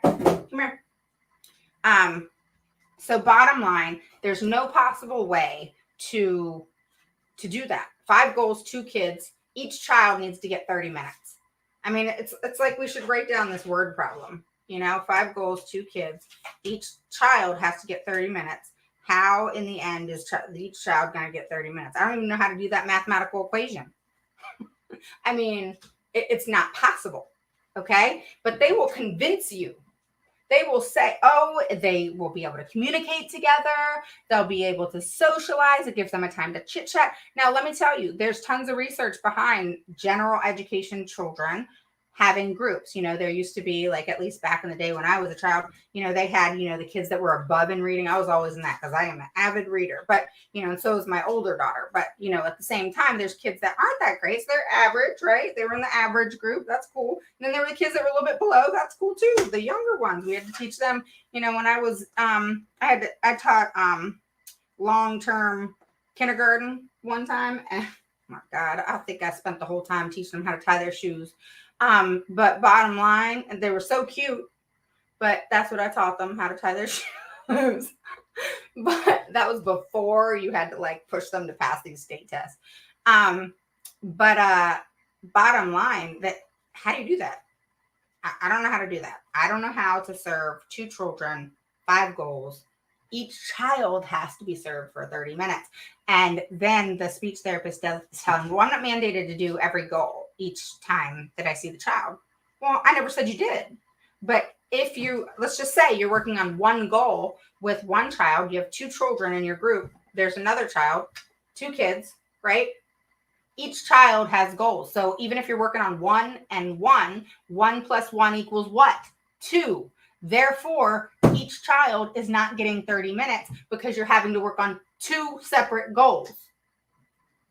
So what are you doing? Splitting it up, 15 and 15? Well, that's not what it says on the IEP. So they're violating the IEP and not providing that child FAPE. And actually, because it's a service, it becomes a 504 civil rights violation, which is a federal violation. So, they're putting themselves in these positions that are going to get them slammed, which is why there's so many lawsuits happening in the United States today in regards to special education. And that's probably why California has gotten it together. And Texas, I've nailed their ass too. I mean, Houston's the biggest one for me. Dallas, Texas, they're shit too. And, Austin's the best of the best. But Houston is shit. And Houston's the 3rd largest state, in the U.S. All right. It's New York, LAUSD, California, and Houston, Texas. Those are the 3 largest. And Houston is something else. But that's the attorney and district that I deal with all the time now. So it's more of a win for me now. But it's taken a while to get to know them. Let me tell you. Denton, they're a pain in the ass. Royal pain in the ass. And yeah, Plano's, they're a piece of work. But yeah, I do a lot in Texas, a lot in California, a lot in New York, Louisiana. Oh God, they're a whole new bag of chips. Pennsylvania's a nightmare. God, these states. Michigan's so-so. Oregon, hate them. Washington State's not that bad. California's not that bad anymore. Texas is not that bad anymore. I guess because they all know me now. And they're literally, dear God, when I'm coming. I mean, I kind of like being their worst nightmare because then they don't screw with y'all anymore. I'm going to, like, work myself out of a job, right? That's the goal with what I do, unfortunately. But that's what it is. So I'm Jackie was asking about the 1-to-1 for high school. Yes. And they want to pull speech for high school too. CSE is coming up and I'm a mess over this. Well, you never need to be worried about an IEP, but you definitely need to be worried about being prepared. And that's what I'm going to be teaching you guys, because so many are out there like, I need to learn the law. Well, you can't go preach the law, like, what are you going to say? Oh, according to, XYZ numbers, be this, that, the other. Oh, and, it's like me getting my law book out, right? And saying, okay, here we go. Hold up. All right. Well, in accordance to 34 CFR 300.502, it says you can't do that in an IEP meeting. They're going to be like, what the hell is wrong with you? All right. but you have to know the law. Okay.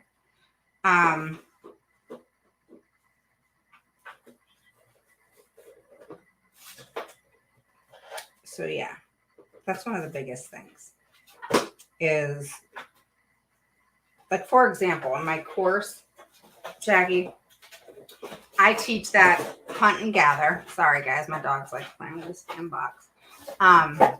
Is the hunt and gather. All right. So you're like hunting down the information, you're gathering information, just like attorneys do, right?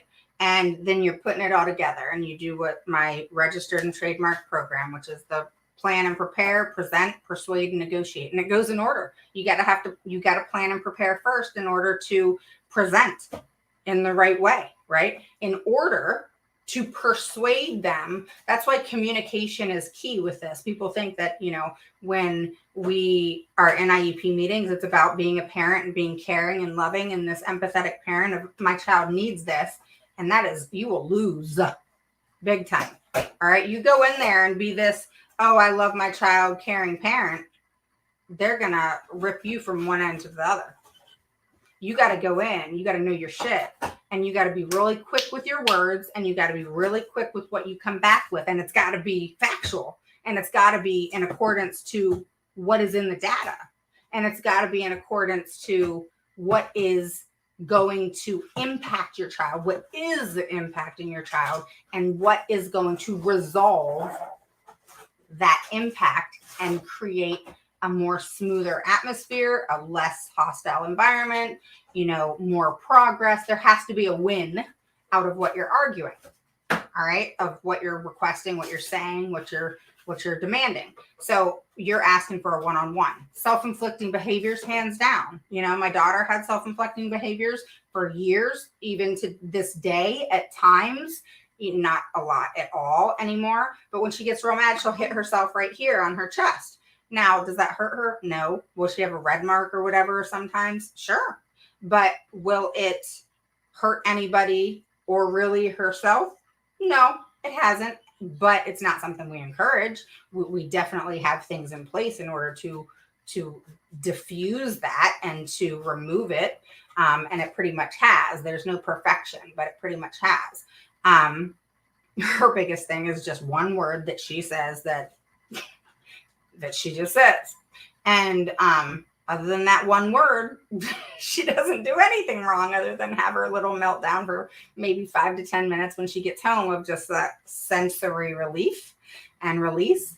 But other than that, she doesn't do anything wrong other than she says one cuss word that just won't go away. It just won't go away. But I'm like, oh my God, okay, if the only thing I'm dealing with is one cuss word, okay, I'm lucky, right? But it's been a long time coming and a lot of freaking hard work and getting the school system to do everything in their power.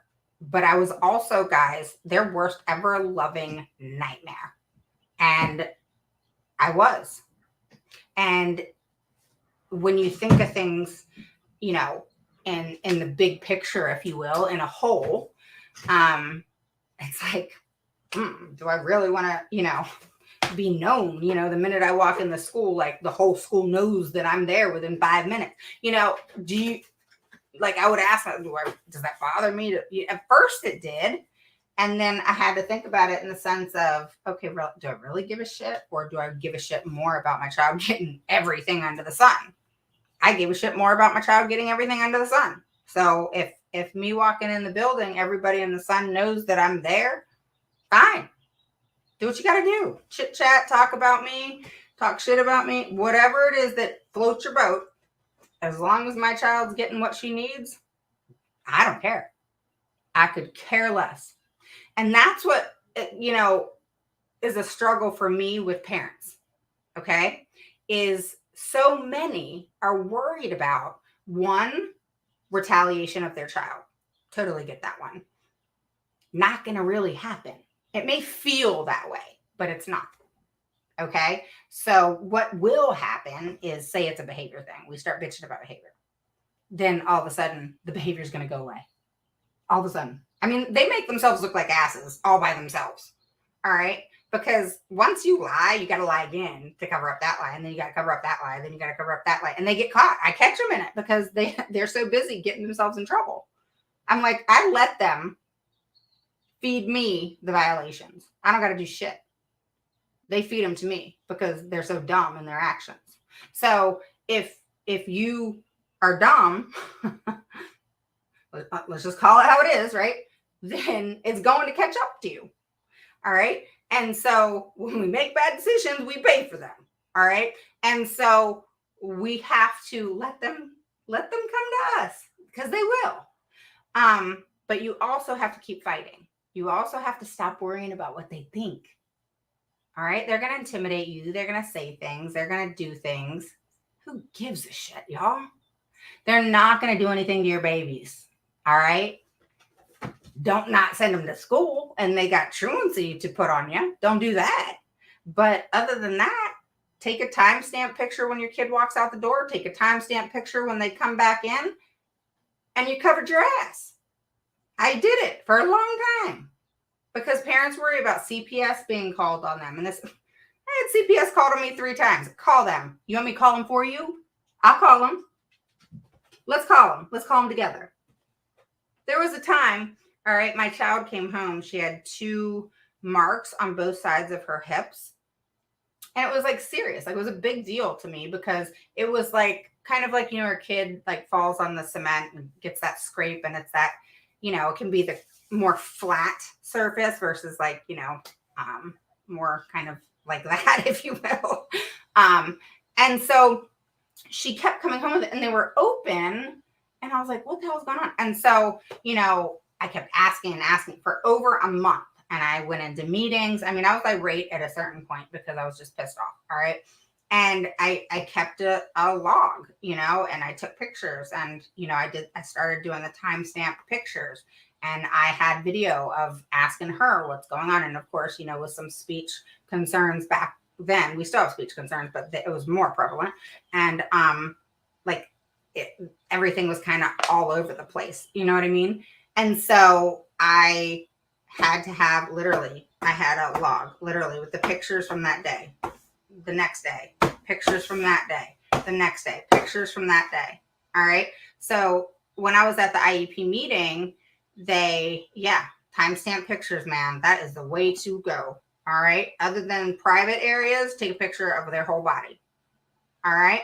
And put it in your little log. All right. I kept like a little folder, you know, those folders you can get at like Staples that like have the little rubber band thing on it, and, you know. And so I went to an IEP meeting, and I was done at that point. I took my log, I took everything with me. I said, I'm calling CPS on you. That was probably stupid of me to say. So they called before me. That's how stupid they are. All right. And because I had recorded the freaking meeting. Stupid. All right. So then CPS by law in Virginia has to come out within 24 hours. So they come out, and the lady's like, you know, what's going on? You know, this was reported. And of course, they can't tell you who it is. But I'm like, okay, come on now. I just freaking told the school system 2 hours ago what I was going to do. So I said, oh, do you mean the IEP meeting I just had? Here, let me play this recording for you. I told them I was going to call you. Here's my folder. Here you go. So she literally flipped through it and saw every day. And she was like, okay, I'll handle this. I mean, they had nothing that I had on them. So she went to the school and she figured it out. And I was trying to figure it out, but she figured it out because they, of course, came clean with her.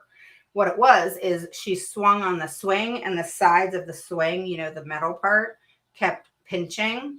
And so she came home with those marks, which in all honesty, it was, once I found out what it was, I was like, oh, okay. Because I knew she liked swinging, and it was kind of like, well, shit, do I like not let her swing because that's happening, or do I let her keep swinging? You know what I mean? So what I did is I put like little things there, and I told her she needed to keep it there if she was going to swing. But, you know, bottom line, it's like, you got to get to the bottom of it. Yeah, you got to cover your ass if they're going to retaliate, but they only will do it until they run out of shit to do. All right. You got to like get through that point. You know, it's kind of like, you know, you go up the hill, fight. And you finally get to that tip. All right. There is a way down. All right. But you got to get to the top of the hill. And do you know, most people in life, statistically, give up right when they're getting ready to hit that tip. Right when they're getting ready to head back and hit that tip and head back down, that's right when they give up. So they're like right there, and that tip's right here. And that's when parents and everybody gives up. That's when people in life, goals and everything else.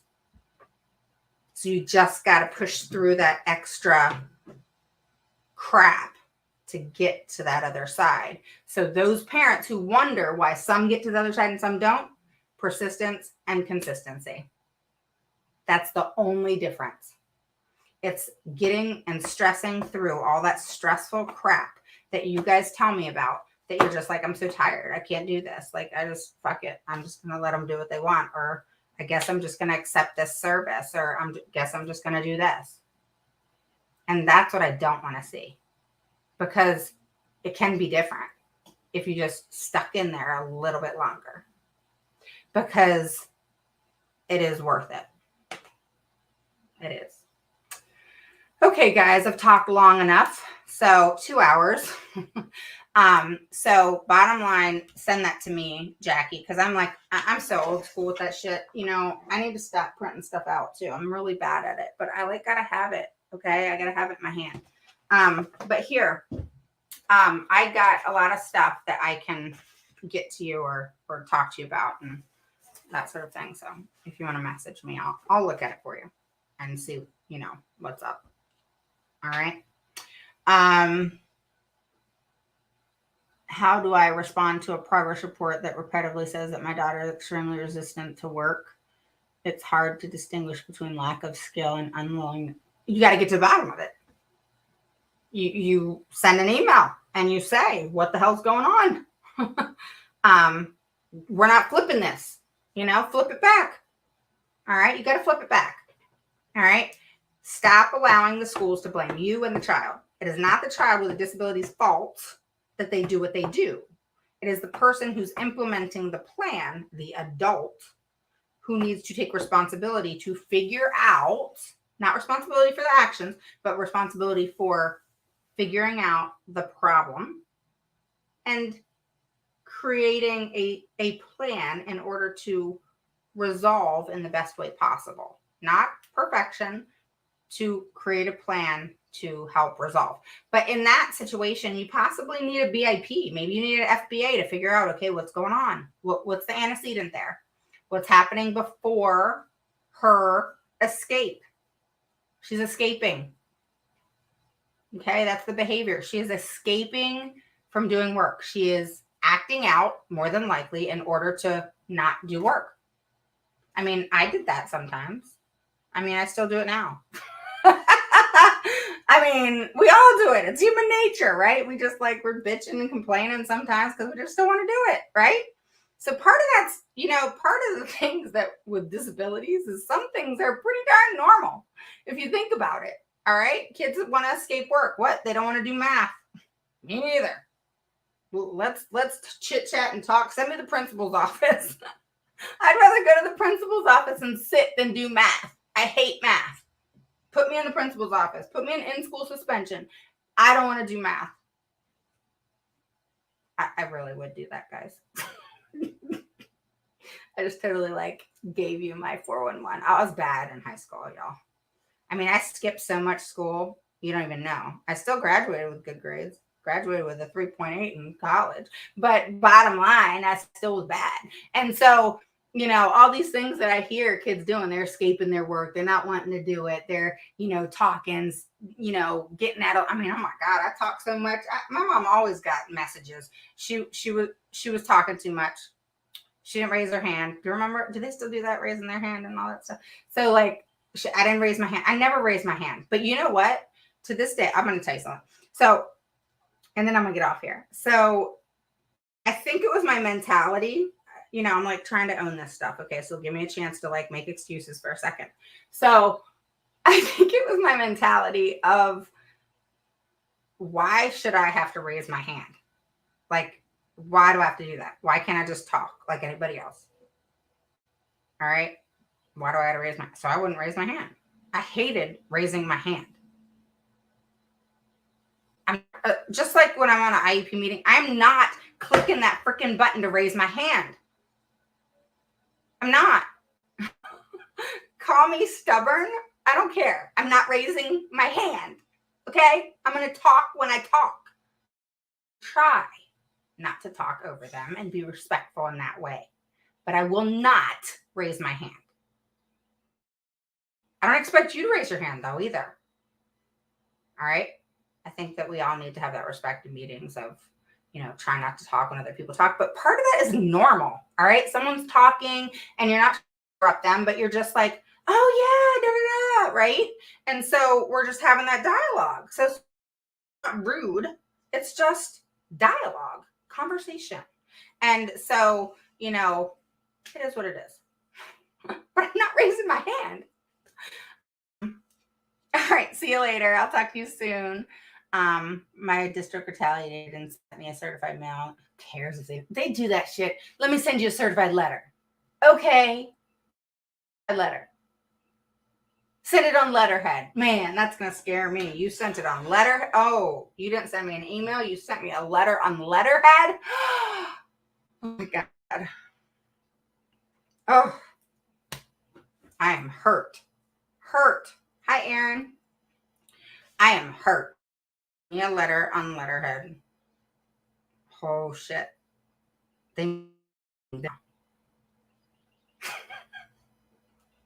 Sorry. Do not be scared of that. But parents call me and they're like, oh my God, I got a letter on letterhead. Like, what do I do? What do I say? Do I respond? What do I do? Remember what I showed y'all? How I respond? Yeah. Send me a letter on letterhead, please. Tell me you're serious. At least that'd tell me you're serious. Shit, you're not serious any other time.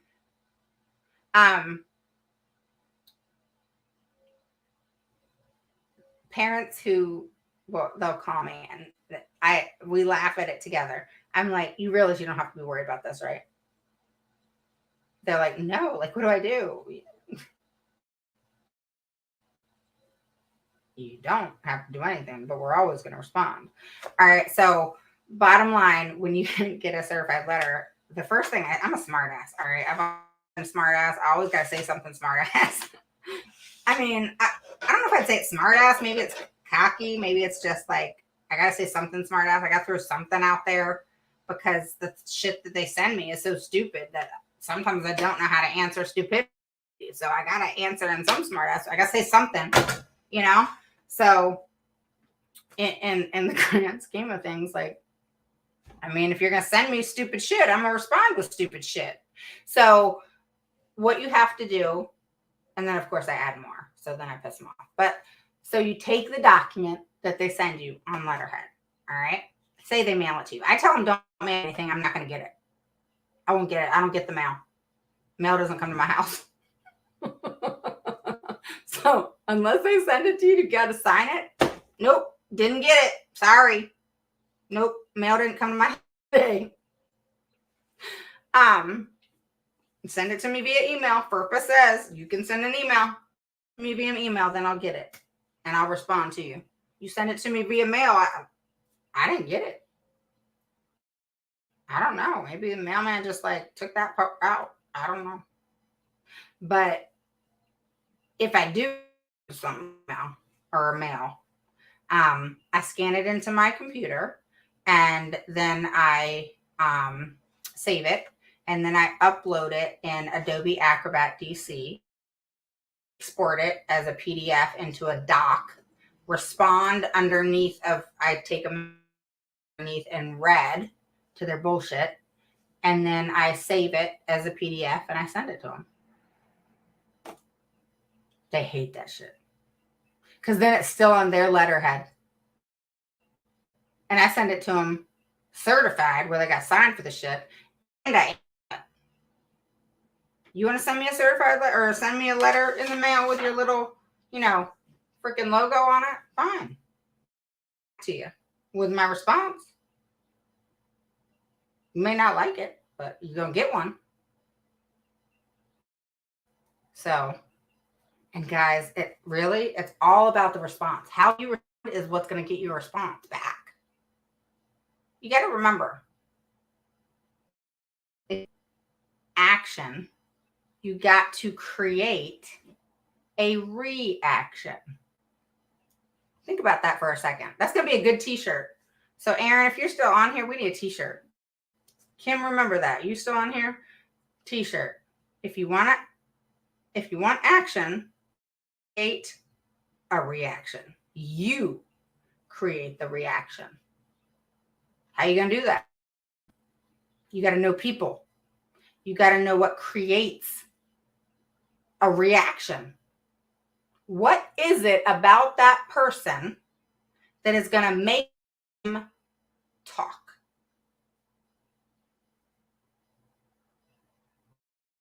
That's what you got to ask yourself. You got to know people. I had and I'm going to get off here, I promise.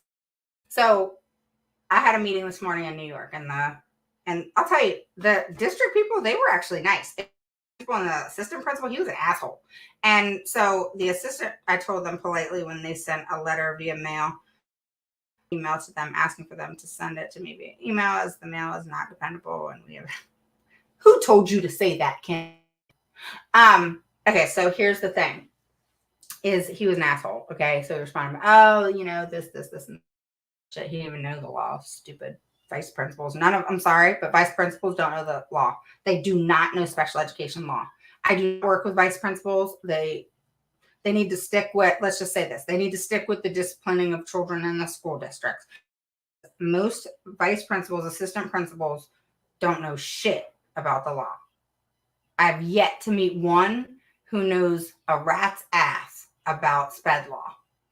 But boy, they're so absorbed with their job, which is they're the principal's gopher.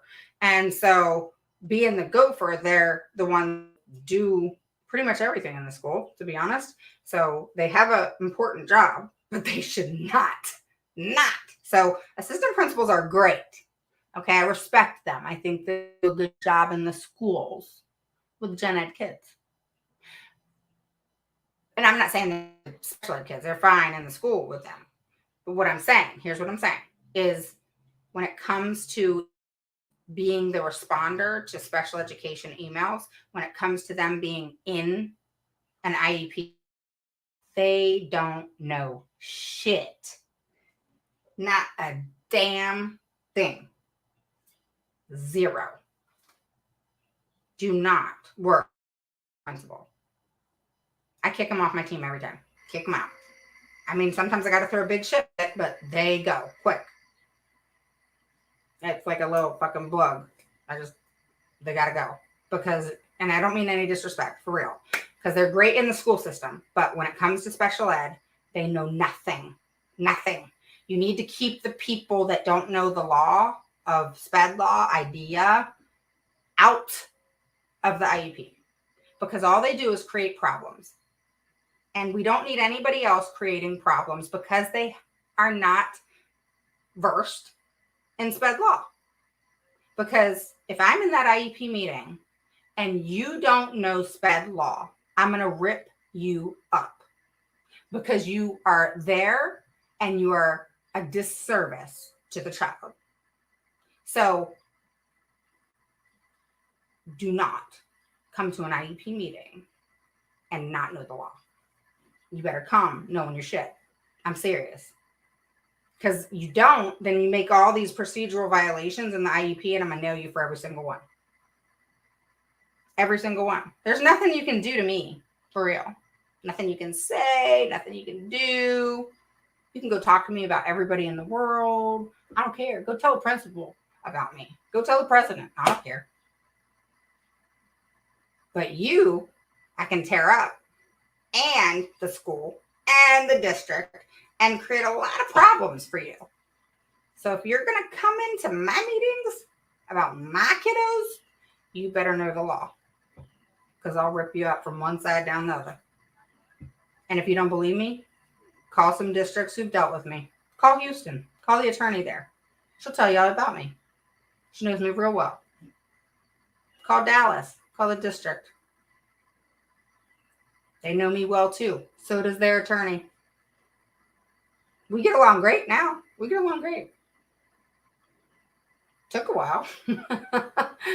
But I think they realized that I knew my shit, and we were one in its own. The only difference is they could go to court and do shit, and that was it. But I can go to due process in Texas, so it was on. Let's do it. So, I've never had to go to due process in Texas. They settle. I mean, because if I'm gonna push it that far, I'm gonna make sure I can win. That's just how it is. I mean, if you don't know you're going to win, don't do it. But, I mean, sometimes it's worth doing it just because it's worth doing what you need to do in any capacity for your child. Even if you don't win. It's not about winning. It's about following through. All right. Yeah, I wonder who too, Kim. See, I told her that, y'all. I told her that. All right. So I taught her, which was easy to teach. It was conversation. It was, she's still a client, but we haven't worked with each other in a little while. Why? Because she's learned her shit. So that's what we need to do, is be taught how to get into those.